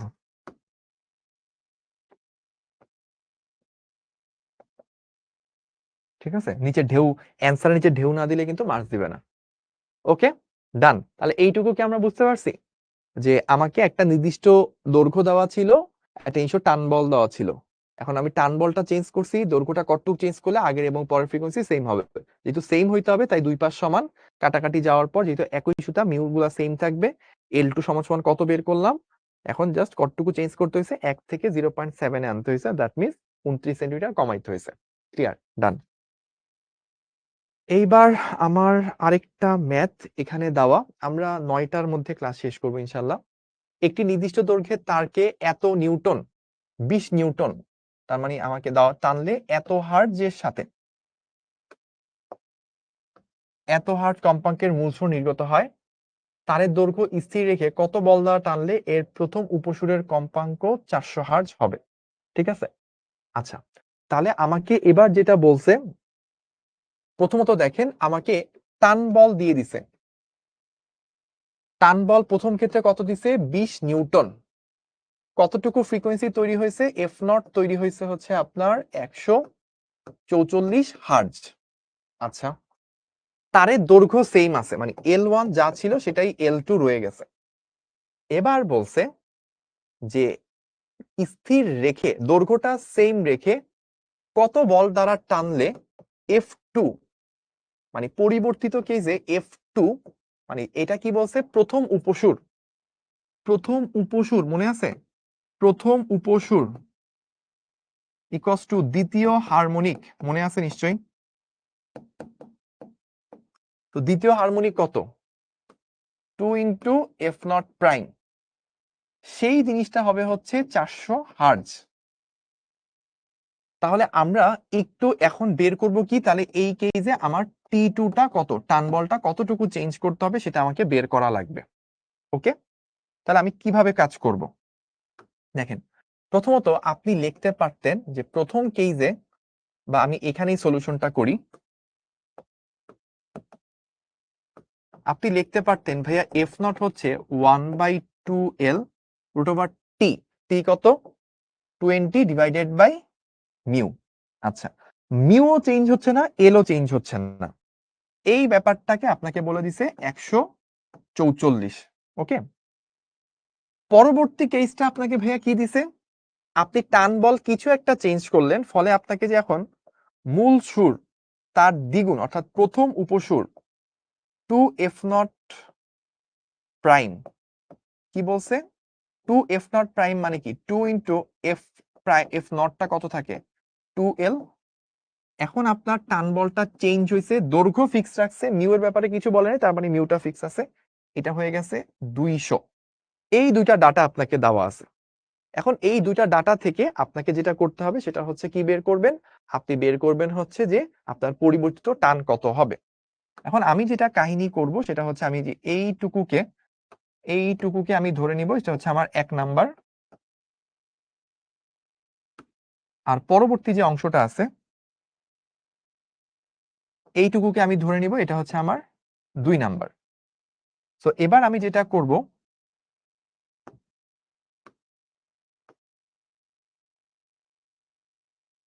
আমি যদি 2 কে 1 দ্বারা ভাগ দিই, 2/1, তাহলে কি হয়, তাহলে দেখেন আমরা এই পাশে পাচ্ছি যে 2 into 1/2L root over T2 by mu, আর এখানে হচ্ছে 1/2L root over 20 by mu, এখানে পাচ্ছি আমরা। আচ্ছা, ওইটা কত হয়েছিল 400 হয়েছিল, আমি একটা জিনিস ভুল লিখছি, এখানে তো দ্বিগুণটা বলা ছিল 400, আমি লেখাতে একটু ভুল হয়েছিল। সো এখানে আমি তাহলে পাচ্ছি উপরে হচ্ছে 400 আর নিচে ছিল আমার 144। আচ্ছা, তাহলে এখানে অনেকগুলো জিনিস কাটাকাটি যাবে, আমরাও কাটাকাটি করব, এই যে 1/2L মিউ মিউ এগুলো কাটাটি যাবে। তাহলে আমরা আলটিমেটলি কি পাচ্ছি, আলটিমেটলি পাচ্ছি হচ্ছে যে আমাদের এখানে থাকবে 2 root over T2 by 20, 2 root over T2 by 20, আর এখানে হচ্ছে 400 ডিভাইডেড বাই 144। সো এখান থেকে একটু সলভ করে নিলে আমরা T2 এর ভ্যালু কত সেটা পেয়ে যাব। তাহলে আমরা দেখি T2 টা কত আসে। 2 কাটাকাটি করলে 200/144, দেখি স্কয়ার করতে হবে, ইন্টু 20 দ্বারা গুণ দিতে হবে, তাহলে অ্যান্সারটা চলে আসে 38.58 নিউটন। তাহলে এত বল দ্বারা আসলে টানতে হবে, এত বল দ্বারা যদি টানি তাহলে এইটা মেইনটেইন করবে। ওকে, তাহলে আমার অ্যান্সারটা আসলে কত 38.58, 38.58। তাহলে আমরা আমরা কত নাম্বার পর্যন্ত করছিলাম 21, তাহলে এটা ছিল হচ্ছে 22, P22, তারপর এটা করলাম P23,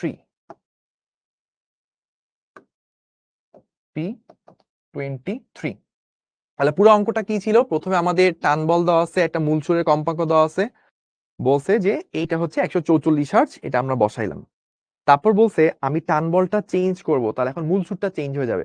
তো মূল সুর আপনাকে দেওয়া নেই, প্রথম উপসুর মানে দ্বিতীয় উপসুরটা, মানে দ্বিতীয় হারমোনিক মূল সুরের দ্বিগুণটা কত সেটা দেওয়া 400, কিন্তু এখন আপনার এলটা সেম আছে, মিউটা সেম আছে, তাহলে এই দুইটা থেকে কাটাকাটি করে আপনি টিটা কতটুকু হবে সেটা বের করলেন। সো ওইটা হচ্ছে আমরা বের করলাম, এটা 38.58 নিউটন হবে। এই হচ্ছে আমার অ্যান্সার। সো এরপর আমরা এখানে কিছু ম্যাথস থাকবে, আমাদের হোমওয়ার্কস থাকবে, বাট হোমওয়ার্কস এর আগে আমরা আরো কিছু পড়াশোনা করব, লাস্টের দিকে বলতে ভুলে যাই প্রতিদিন, তাই আগে একটু বলে রাখতেছি। এখানে আমাদের অনেকগুলো হোমওয়ার্ক থাকবে, আজকে আমরা যা যা করব এগুলোর উপর কিছু হোমওয়ার্ক থাকবে। এটা 1, 2, 3, 4, 5, 6, 7, 8, 9, 10, এরকম হোমওয়ার্ক থাকবে, হ্যাঁ? তো এগুলো একটু করবেন। এগুলা না করলে আসলে আজকে ক্লাসে কি কি শিখছেন এটা আপনার বুঝে আসবে না, তাই এগুলা করবেন। আর এখন আমরা যেটা করব, কিছু এই যে প্রথম দিকে কিছু জিনিস শিখছিলাম সেগুলাই একটু জাস্ট ডিটেলসে বলা। প্রথমত হারমোনিক স্বরগ্রাম, এই ব্যাপারগুলো। তো একটা জিনিস বলছিলাম ৯টা। সো আমরা একটা জিনিস বলছিলাম যে একটা মানে একটা নির্দিষ্ট ফ্রিকোয়েন্সিকে কি বলা হয়? সুর। কিন্তু অনেকগুলা ফ্রিকোয়েন্সির সমষ্টি, এটাকে বলা হয় হচ্ছে স্বর। এটা আমরা প্রথমে একটু বলি, যেমন আমি প্রথমে আপনাদেরকে বলে দিছিলাম। এই স্লাইডটার কথা নিশ্চয়ই মনে আছে যে প্রতিটি কম্পাঙ্কর এক শব্দ একটি করে সুর বলা হয়। আর অনেকগুলো সুরকে একত্রে স্বর বলা হয়। অনেকগুলো সুর বা টোন, যাই বলেন না কেন, অনেকগুলো সুরকে একত্রে স্বর, স্বরের ইংলিশ কি? নোট। নোট বলে। তো অনেকগুলো সুর, যেমন এই যে এটা হচ্ছে মূল সুর, প্রথম উপসুর, দ্বিতীয়, তৃতীয়, এরকম, বা এটা হচ্ছে মূল সুর, এটা ষষ্ঠ হারমোনিক, এটা হচ্ছে 11তম হারমোনিক। এই সবগুলা মিলে একত্রে বলা হয় স্বর বা নোট। সো এই জিনিসটাই এখানে ওরাও বলতেছে। ওরাও এখানে বলতেছে যে দেখেন ওই কথাটাই, যে সব থেকে কম যে কম্পাঙ্ক, যদি একটা সুর থাকে, একটা যদি ফ্রিকোয়েন্সি থাকে তাহলে সুর বলা হয়। অনেকগুলো যদি ফ্রিকোয়েন্সি থাকে তাহলে এটাকে বলা হয় স্বর। ঠিক আছে? এই যে দেখেন, একটি কম্পাঙ্ক আর অনেকগুলো কম্পাঙ্কের সমষ্টি, এটাকে স্বর বলে। তারপর ওরা বলছে কি, মূল সুর কি? সব থেকে ছোট সুর। ওই যে দেখেন, যার কম্পাঙ্ক সব থেকে কম তাকে মূল সুর বা ফান্ডামেন্টাল টোন বলে। অন্যান্যগুলোকে বলা হয় উপসুর। তারপর হারমোনিক হচ্ছে গুণিতক, এইভাবে বলা হয়। একটা কথা এখানে বলছে, সকল হারমোনিক উপসুর। ট্রু। কিন্তু সকল উপসুর হারমোনিক নাও হইতে পারে। আমরা দেখছি যে, মনে আছে, এই যে দেখেন, এই জায়গায় যদি আমরা একটু আবার আসি, তাহলে খেয়াল করেন 5 হার্টজ এটা কি উপসুর? হ্যাঁ, এটা প্রথম উপসুর, কিন্তু এটা কি কোনো হারমোনিক? এটা হারমোনিক না। তাহলে উপসুর হইলেই যে হারমোনিক হবে এটা নিশ্চয়তা না, নাও হইতে পারে। কিন্তু এটা ষষ্ঠ হারমোনিক, এটা কি উপসুর? হ্যাঁ, এটা উপসুর। 18 হার্টজ দেখেন, এটা একটা উপসুর প্লাস একটা হারমোনিক, মানে যে হারমোনিক হবে সে উপসুর মাস্ট হবে। কিন্তু যে উপসুর সে হারমোনিক নাও হইতে পারে। এই ব্যাপারটাই বলছে। এই ব্যাপারটাই দেখেন এখানে বলা ছিল যে কাজেই সকল হারমোনিক উপসুর, সকল উপসুর হারমোনিক না। তারপর হচ্ছে এখানে একটা জিনিস বলা আছে, যদি কোনো একটা জিনিসের ফ্রিকোয়েন্সি, যদি ধরেন কোন একটা ফ্রিকোয়েন্সি যদি মূল সুরের ফ্রিকোয়েন্সি দ্বিগুণ হয়, তাহলে এইটাকে বলা হয় অষ্টক। এটা একটা স্পেশাল নামে ডাকা হয়, এটাকে অষ্টক বলা হয়। মানে এরপর যা যা কিছু আছে এগুলো সবই হচ্ছে এমসিকিউ এর জন্য মুখস্থ বিদ্যা। মানে এখানে আপনার ফিজিক্স বোঝার কিছু নাই, এগুলা কিছু মুখস্থ বিদ্যার টার্ম। সো এগুলা এমসিকিউ তে চলে আসতে পারে, জ্ঞানমূলকে আসতে পারে, তাই ভাই একটু জাস্ট দেখাই যাচ্ছে এখানে। আইনস্টাইনের মতো বোঝার মতো এমন কিছু নাই। মেডিকেল অ্যাডমিশন টেস্টের জন্য এখান থেকে একটা এমসিকিউ অলওয়েজ আসে, অলওয়েজ আসে, অলওয়েজ আসে। সো এই জায়গাটা মেডিকেল অ্যাডমিশন টেস্টের জন্য যারা, তারা এমসিকিউ গুলো ভালো মতো পারতে হবে। সো আমরা যে সা রে গামা পা ধা নি সা পড়ি না, ওই সা, এইটা হচ্ছে সা এর ফ্রিকোয়েন্সি। রে, গা, মা, পা, ধা, নি, সা। সো এই পুরো সিস্টেমটা এইভাবে হচ্ছে আস্তে আস্তে আস্তে আস্তে চলতে থাকে। আচ্ছা, এখানে ওইভাবে মেনটেন করে না, আমি একটু ভুল বলছি। সা রে গা মা পা ধা নি সার সিস্টেমটা একটু আলাদা। 256 কে দ্বিগুণ করলে হয় 512। সারেগামার পাধানিসা যেটা, ওইখানে হচ্ছে 256 থাকে হচ্ছে আপনার মূল সায়ের সুর, 512 থাকে হচ্ছে সারেগামা পাধানিসা, লাস্টের সাটা হচ্ছে আবার 512 হয়। সো একটা তুলনায় আরেকটা দ্বিগুণ হয়, ওই কারণে হচ্ছে লাস্টেরটা 8 নাম্বার সাউন্ডটা হচ্ছে, মানে আমরা যখন মিউজিক শিখি, কেউ যদি মিউজিক শিখে তাহলে তাকে সারেগামা পাধানিসা বারবার কেন হচ্ছে চর্চা করানো হয়? কারণ সারেগামা পাধানিসা, ওইখানে যখন সা এর পর রা, ওইটা হচ্ছে ফ্রিকোয়েন্সি গুলো একটা সুন্দর কম্পাঙ্ক মেইনটেইন করে করে আগায়। সো যখন সা রে গা মা পা ধা নি সা বলতে থাকে মানুষ, তখন একটা সুন্দর কম্পাঙ্কের, মানে সুন্দর ফ্রিকোয়েন্সির একটা রেশিও তৈরি হয়। এই রেশিওটা যখন তৈরি হইতে থাকে, মানে আপনার উম, মানে গলা থেকে যে সাউন্ড গুলা তৈরি হবে, এটা যত সুন্দর ফ্রিকোয়েন্সি মেইনটেইন করবে, তত হচ্ছে আপনার কণ্ঠ সুন্দর হইতে থাকবে। কণ্ঠ সৌন্দর্য বৃদ্ধির জন্য সা রে গা মা পা ধা নি সা অনেকবার রিহার্সেল করায়। ওই রিহার্সেলের 256 হার্জ হচ্ছে প্রথম সা রে গা মা, প্রথম সাটা হচ্ছে 256, আর হচ্ছে পাধা নি সা ওইটা হচ্ছে 512। তো পাধা নি সা ওইটা হচ্ছে 8 নাম্বার টোন। 8 নাম্বার টোনটা দ্বিগুণ, তাই এটা 8 নাম্বার টোন, এই জন্য অষ্টক বলা হয়। তাই মূল সুরের দ্বিগুণ যে, সেটাকে অষ্টক বলি। ঠিক আছে? তো এখানে কিছু এক্সাম্পল দিছে, কোনটা হারমোনিক কোনটা ইয়া, এটা কিছু এক্সাম্পল দেওয়া হয়েছে। এবার আসেন হারমোনিক স্বরগ্রাম, এটা আপনি জানেন, এটা বলছি, এগুলো বলছি। সুর বিরাম, তো তো যদি আপনার কাছে অনেকগুলো ফ্রিকোয়েন্সি থাকে তাহলে পরপর দুইটা ফ্রিকোয়েন্সির অনুপাতকে বলা হয় সুর বিরাম। ধরেন আপনার কাছে এটা হচ্ছে F1, ধরেন এটার কি এক্সাম্পল দেওয়া আছে? হ্যাঁ, এক্সাম্পল দেওয়া আছে, আমার আলাদা করে লেখা লাগবে না। ধরেন আপনার কাছে এ বি সি ডি চারটা শব্দ, প্রতিটার ফ্রিকোয়েন্সি দেওয়া আছে F1, F2, F3, F4। তো বি আর এর মধ্যে সুর বিরাম, এটাকে মিউজিক্যাল ইন্টারভাল বলা হয়। এটাকে মিউজিক্যাল ইন্টারভাল বলা হয় বা ব্যবধান বলা হয়। সো বি আর এর মধ্যে সুরবিরাম হচ্ছে দুইটা শব্দের সুরবিরাম হচ্ছে তাদের ফ্রিকোয়েন্সির অনুপাত। বি আর এর সুরবিরাম মানে বি এর ফ্রিকোয়েন্সি বাই এর ফ্রিকোয়েন্সি, সি আর বি এর সুরবিরাম মানে সি এর ফ্রিকোয়েন্সি বাই বি এর ফ্রিকোয়েন্সি। তো দেখা যায় যে আপনি যদি ডি আর এর ফ্রিকোয়েন্সি নিতেন মানে F4 বাই F1, তাহলে এটাকে কাটাকাটি করলে যে F3 কাটাকাটি যেত, F2 কাটাকাটি যেত, আলটিমেটলি F4 বাই F1 পড়ে থাকতো। তাহলে আপনি যে কোনো দুইটি শব্দের মাঝে যে সুর বিরাম, এটা হচ্ছে মধ্যবর্তী শব্দগুলোর সুর বিরামগুলোর গুণফলের সমান। সো এই একটা সুর বিরাম, এই একটা সুর বিরাম, এটা সুর বিরাম। সো 1 আর 4 এই দুইটার মধ্যে যদি আমি সুরবিরাম বের করতে চাই, তাহলে 1 থেকে 4 পর্যন্ত যতগুলো সুরবিরাম সম্ভব, 1 আর 2 এর মধ্যে, 2 আর 3 এর মধ্যে, 3 আর 4 এর মধ্যে, সবগুলা সুরবিরামকে গুণ দিলে 1 আর 4 ফাইনাল দুইটার মাঝে সুরবিরাম পাওয়া যায়। এগুলো খুব ইম্পর্টেন্ট কিছু না, এমসিকিউ মুখস্থ বিদ্যা টাইপ, এটা জাস্ট আপনাকে বলা হইলো। কিছু মিউজিক যারা শিখে তাদের টার্ম, এটা অত ইম্পর্টেন্ট কিছু না, যদি আপনি এমসিকিউ এর জন্য পড়তে চান তাহলে পড়া। সুর বিরাম এগুলাকে বলা হয়েছে অনেকগুলোর নামে ডাকে, স্বর আচ্ছা স্বর বিরাম, এটা একটা জিনিস বলি, যদি আপনার সাথে যে স্বর সুরগুলা তৈরি হচ্ছে এটা যদি সুন্দর ফ্রিকোয়েন্সি মেনটেন করে, এটাকে স্বর সমতা বা সমসঙ্গতি বলে। আর যে এই সুর সাউন্ড গুলো ফ্রিকোয়েন্সি গুলা কোন নির্দিষ্ট ফ্রিকোয়েন্সি রেশিও মেনটেন না করে, তাহলে হচ্ছে স্বর বিষমতা বলে, বিষম সঙ্গীত বলে, তখন আর কি এটাকে সুন্দর শোনা যায় না। এরপর আছে কি, যে আপনার যদি যে কোনো সুর এবং তার অষ্টক অর্থাৎ দ্বিগুণ ফ্রিকোয়েন্সি সুরের মাঝে অনেকগুলো নিঃস্ব সুর সিকোয়েন্সিয়ালি থাকে, তখন সূচনা সুরকে আমরা কি বলা হয়ে থাকে? প্রধান সুর বা কি টোন এটা বলা থাকে। মানে আপনার ধরেন 10 হার্টজ থেকে 20 হার্টজ পর্যন্ত আপনার অনেকগুলা সুর আছে, অনেকগুলা ফ্রিকোয়েন্সি আছে, সুন্দর ফ্রিকোয়েন্সি মেনটেন করে, তখন 10 হার্টজ হবে আপনার কি টোন। এরপর এখানে স্বরগ্রামের বিভিন্ন ধরনের ফ্রিকোয়েন্সিকে বিভিন্ন নামে ডাকে। যদি আপনার কাছে তিনটা সাউন্ড থাকে, তিনটা ফ্রিকোয়েন্সি থাকে, রেশিওটা হচ্ছে 4:5:6, তাহলে এই রেশিও বিশিষ্ট ফ্রিকোয়েন্সি গুলাকে ত্রয়ী বলে। স্বর সংগতি কখন বলে? যখন রেশিওটা 4, 5, 6, 8 এই রেশিও মেনটেন করে। জাস্ট এগুলা কিছু মুখস্থ বিদ্যা। তারপর হচ্ছে সমতান, এটা তেমন কিছু পড়ে নিলেই হলো। এগুলা কিছু মানে তেমন স্পেশাল কিছুই না, জাস্ট একটু রিডিং পড়ে নিয়েন তাহলেই হবে। নয়েজ, সঙ্গীত গুণ এগুলা বলার মতো কিছু না। তারপর হোমওয়ার্ক শুরু হয়ে যাচ্ছে। মেইন যা বললাম এখানে মনে রাখার বিষয় হচ্ছে মূল সুর কি, উপসুর কি, হারমোনিক কি। প্রথম দিকে যেগুলা মেইন বলছিলাম ভাইয়া হাতে লিখেছিলাম, ওগুলো হচ্ছে সবথেকে ইম্পর্টেন্ট। তারপর কি, যে দ্বিতীয় হারমোনিক বা দ্বিগুণ ফ্রিকোয়েন্সিকে অষ্টক বলা যেতে পারে। তারপর যে ফ্রিকোয়েন্সি গুলা 3:4:5 হলে কি হয়, 3, 4, 5, 6 হলে কি হয়, এই জিনিসগুলো জাস্ট একটু কষ্ট করে নোট করে রাখেন, 4-5টা জিনিস, তাহলেই হয়ে যাবে। ঠিক আছে?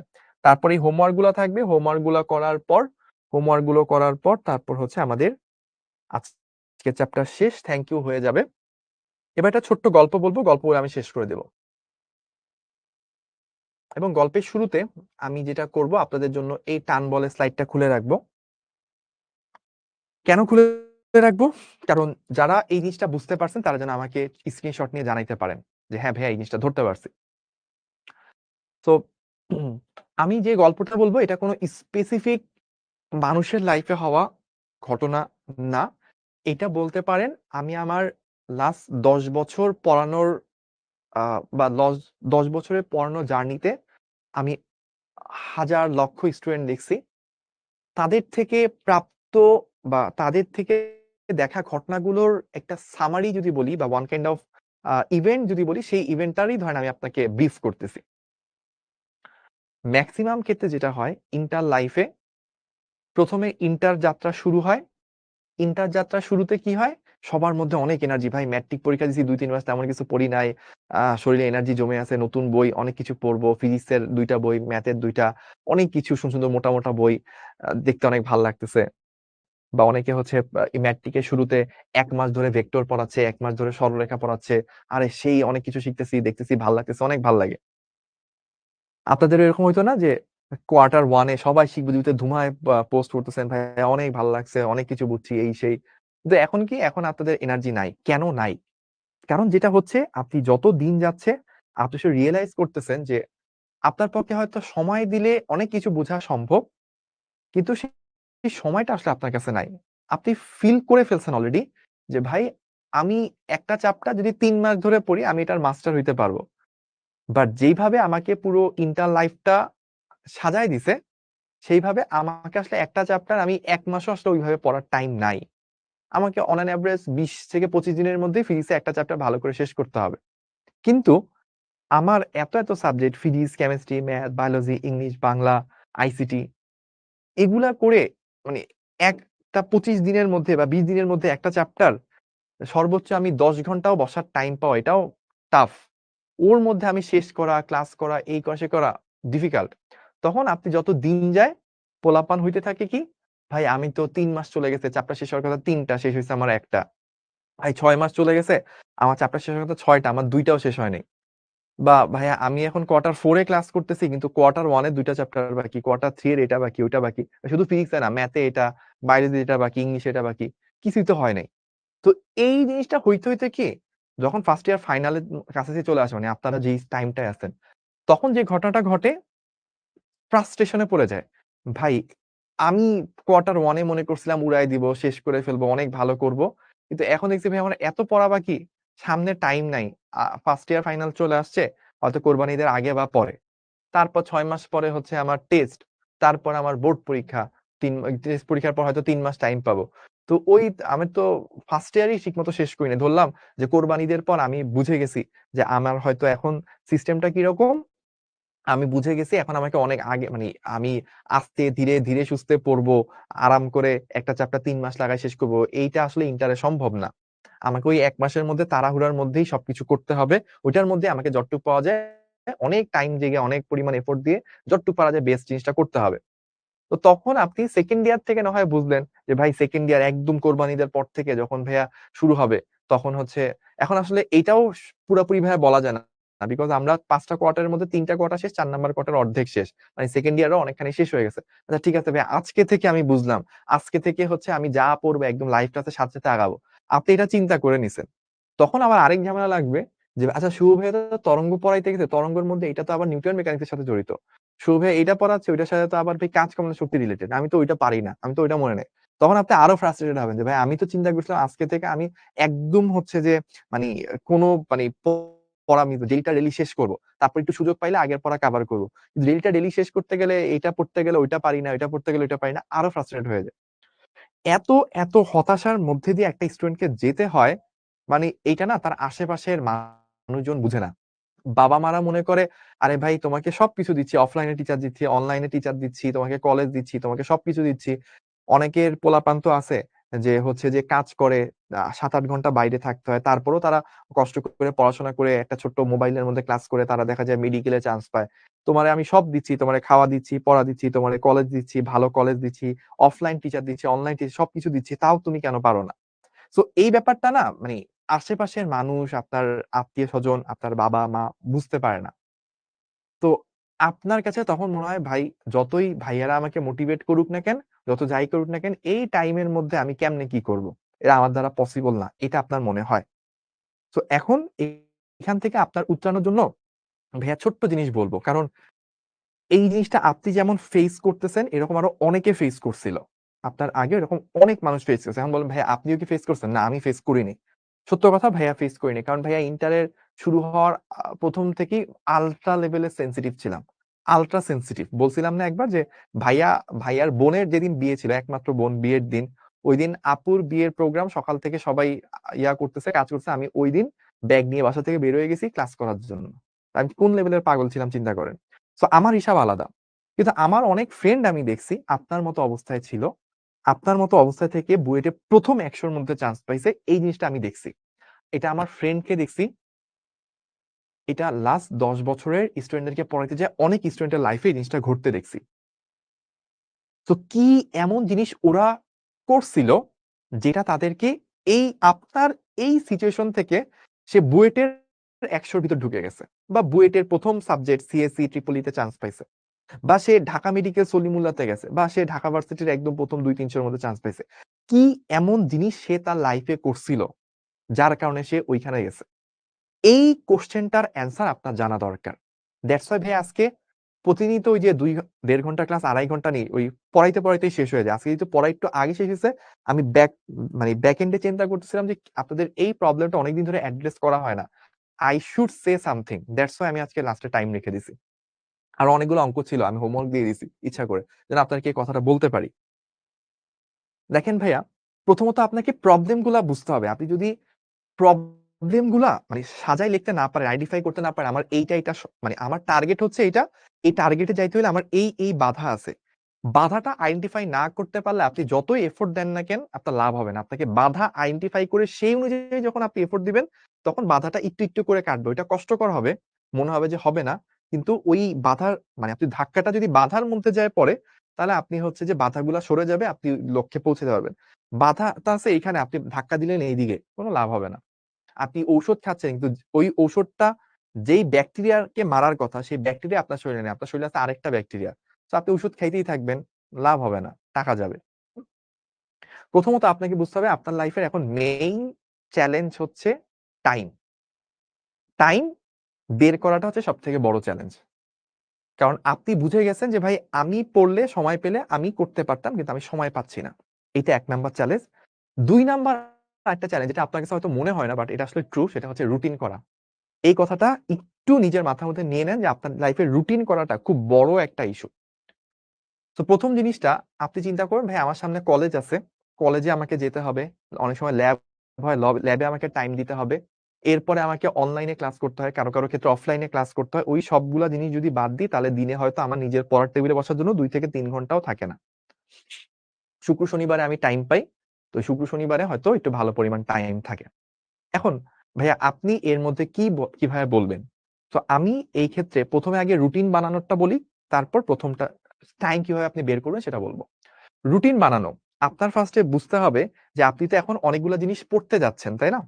আপনি চিন্তা করছেন ভাইয়া লাইভ ক্লাসের সাথে সাথে আমি আগাবো। তো লাইভ ক্লাসের সাথে সাথে আগাইতে গেলে আপনার কি হচ্ছে, অনেকগুলা জিনিস আগের সিলেবাসে কমপ্লিট হয়ে আসছে, যেগুলো আপনি পারতেছেন না। সেই ক্ষেত্রে আপনাকে যেটা করতে হবে, একটা মাইন্ডসেট তৈরি করতে হবে 1 নাম্বারে, যে ভাইয়া এখন থেকে আমার রুটিনটা হবে এরকম, আমি প্রতি 2 দিনকে 3 দিন বানাবো। আমি এটাকে 2 = 3 বলি। কিভাবে? আপনাকে চিন্তা করতে হবে আজকে থেকে, আমাকে চিন্তা করতে হবে, ধরেন আপনাকে যদি বলা হয় যে ভাই আজকে সারা রাত যদি অনেক কষ্ট করো, আগামীকালকে তোমাকে 50,000 টাকা গিফট দেওয়া হবে। সো আপনাকে যদি বলে আজকে রাতের 9টা থেকে যদি আপনি রাতে 3টা 4টা পর্যন্ত কাজ করতে পারেন, তারপর আপনি 4-5 ঘন্টা ঘুমাইতে পারবেন, ঘুম থেকে ওঠার পর আপনাকে 50,000 টাকা উপহার দেওয়া হবে, কাজের পুরস্কার দেওয়া হবে। তাহলে এখানে কেউ আছেন যে এই রাতে 3টা 4টা পর্যন্ত জেগে কাজ করবেন না? আমি হইলে অবশ্যই হাত তুলতাম। থাকলে অবশ্যই। ভাই রাতে 9টা থেকে 3টা পর্যন্ত কাজ করব, কেন পারব না? অবশ্যই পারব। যদি আমাকে সকাল 9টা 10টার দিকে একটা 50,000 টাকা চেক দেয়, অবশ্যই পারব।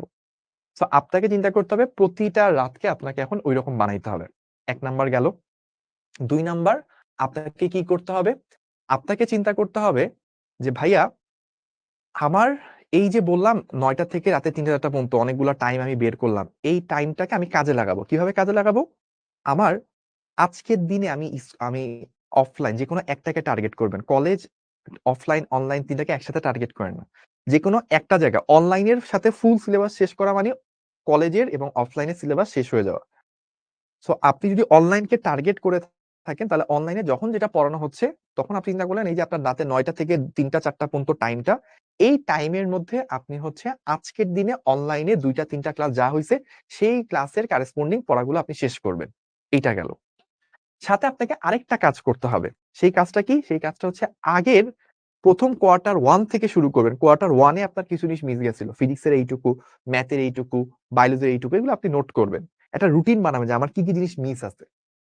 সো ওই বাকি টাইমটা ধরেন রাতে ৯টা থেকে রাতে ১২টা বা ১টা পর্যন্ত আপনি আজকের দিনের পড়াগুলা দেখে ফেললেন। তারপর আপনি খাওয়া খাইলেন, তারপর রাতের ১২টা ১টা থেকে শুরু করে ২টা ৩টা ৪টা পর্যন্ত আপনি হচ্ছে আগের কোয়ার্টার 1 এ মিস যাওয়া কিছু জিনিস হচ্ছে আপনি কভার দিলেন। এখন আপনি বললেন, "ভাইয়া ঠিক আছে সবই তো সুন্দর শুনলাম।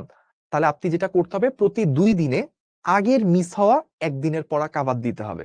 প্রতি ২ দিনে আগের মিস হওয়া ১ দিনের পড়া কাভার দিতে হবে। তাহলে আপনার যখন ২ দিন শেষ হবে, এই ২ দিনে এখন রানিং ২ দিনের পড়া কাভার হইছে, আগের ১ দিনের পড়া কাভার হয়ে যাবে। তাহলে ২ দিনে টোটাল ৩ দিনের পড়া কাভার হইল। এরকম যদি আপনি 100 দিন যান, 100 দিন কন্টিনিউ করেন, তাহলে আগের মিস হওয়া 50 দিনের পড়া আপনার কভার হয়ে যাবে। এবার যখন 50 দিনের পরিমাণ পড়া কভার হয়ে যাবে, তখন আপনার অলরেডি অনেক কিছুই লিঙ্ক আপ করতে হবে না। আপনার কনফিডেন্স গ্রো হবে, আপনার ভয় কমে আসবে, আউটপুট আরো বাড়তে থাকবে। এখন এখানে একটা সমস্যা আপনার তৈরি হবে। সেটা কি? বলবেন, "ভাইয়া লাইভ ক্লাস যখন করতে যাবো, লাইভ ক্লাসের পড়া পড়তে গেলে অনেক কিছু আগের সাথে রিলেটেড, ওই জিনিসটা বুঝি না।" সো এইখানে আপনাকে একটা জিনিস বিশ্বাস করে নিতে হবে, জিনিসটা বুঝেন না। আপাতত কিছুদিনের জন্য আপনাকে বুঝতে হবে যে, "ভাইয়া এইটা আমি মুখস্থ করে নিবো। এটা আমি মুখস্থ করে নিবো এবং আমার একটা আলাদা ডায়েরি থাকবে বা নোট খাতা থাকবে, যেখানে আমি বলব যে, ভাইয়া এই জায়গায় এটা বলছে এটা এই চ্যাপ্টারের সাথে রিলেটেড। সো আমি এটা নোট করে রাখবো। যখন আমি ওই চ্যাপ্টারটা পড়বো, তখন ওই জিনিসটা বুঝার পর এই জায়গাটা আমি আরেকবার একটু দেখে নিবো। আপাতত যা বুঝছি, এটা যা ভাইয়া যা বলছে, ভাইয়াকে বিশ্বাস করছি। সো এটা ট্রু।" এটা বলে জাস্ট আপনি আগায় যাবেন। যদি এটা না করেন, এইটা কিভাবে হলো এটা বুঝতে নিয়ে মন খারাপ করে পড়ে থাকেন, এটা জীবনেও আগাবে না। কারণ আপনি যখন 50 বা 60 দিন এভাবে কন্টিনিউ করবেন, হয়তো ওই মিস হওয়া টপিকটুকু চলে আসবে। তারপর আপনি এটার সাথে দেখবেন ৫ মিনিট রিলেট করলেই হয়ে যাবে। এরকম করতে, করতে যখন আপনি টেস্ট পরীক্ষা পর্যন্ত যাবেন, তখন আপনার আগের জিনিসগুলাও কভার হয়ে যাবে। নতুনগুলাও অলমোস্ট পড়ে গেছেন। কিছু জায়গায় খটকা ছিল, যেটা ভাইয়া বলছে এই চ্যাপ্টারের সাথে রিলেটেড। তো কিভাবে রিলেটেড আমি তো বুঝি নাই। তখন টেস্ট পরীক্ষা শেষ হওয়ার পর যে ৩ মাস থাকবে, লক্ষ্যজীবী 5 এর কোর্স চলতেছে।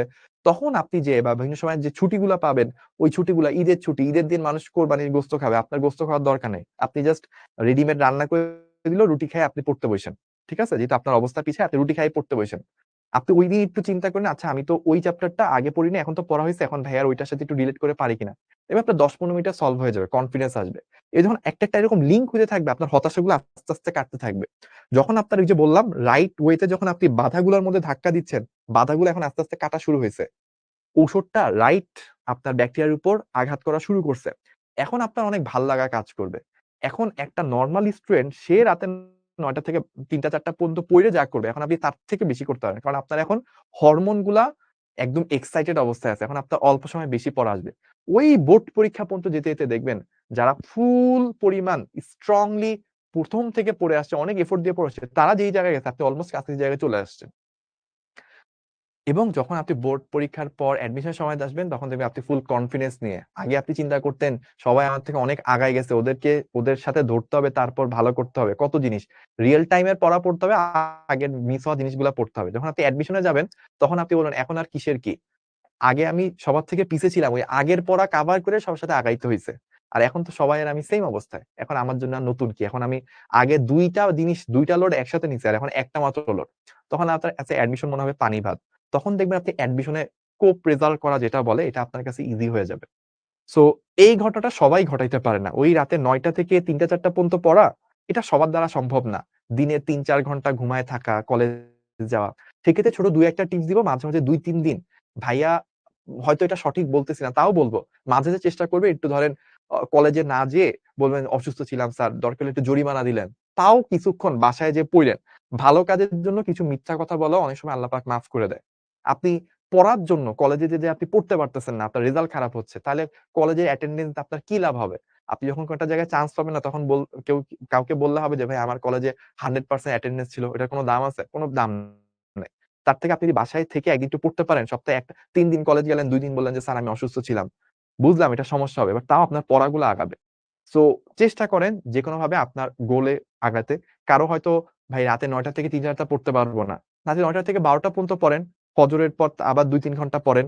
আপনার যেই টাইমে সুইটেবল ওই টাইমটাকে আপনি টার্গেট করেন। বাট সামহাউ এই 2 ইকুয়ালস টু 3 ডে চ্যালেঞ্জ গুলো আইডেন্টিফাই করা, নোট করা, রুটিন করা, আগায় যাওয়া, মোটিভেট রাখা, একটু, একটু করে বাধাগুলা সরানো।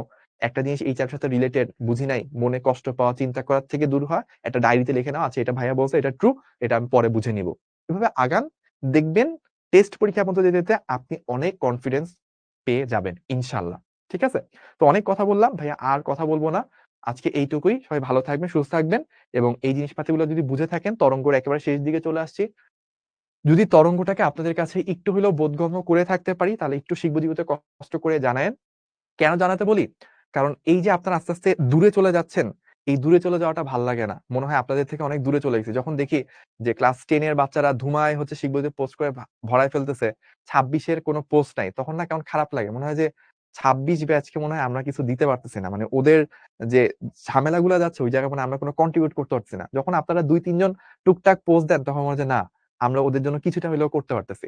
দ্যাটস হোয়াই এটা আমাদের খুব আবেগের একটা জায়গা। তো সবাই ভালো থাকবেন, সুস্থ থাকবেন। আজকে এই পর্যন্তই। আল্লাহ হাফেজ। আসসালামু আলাইকুম।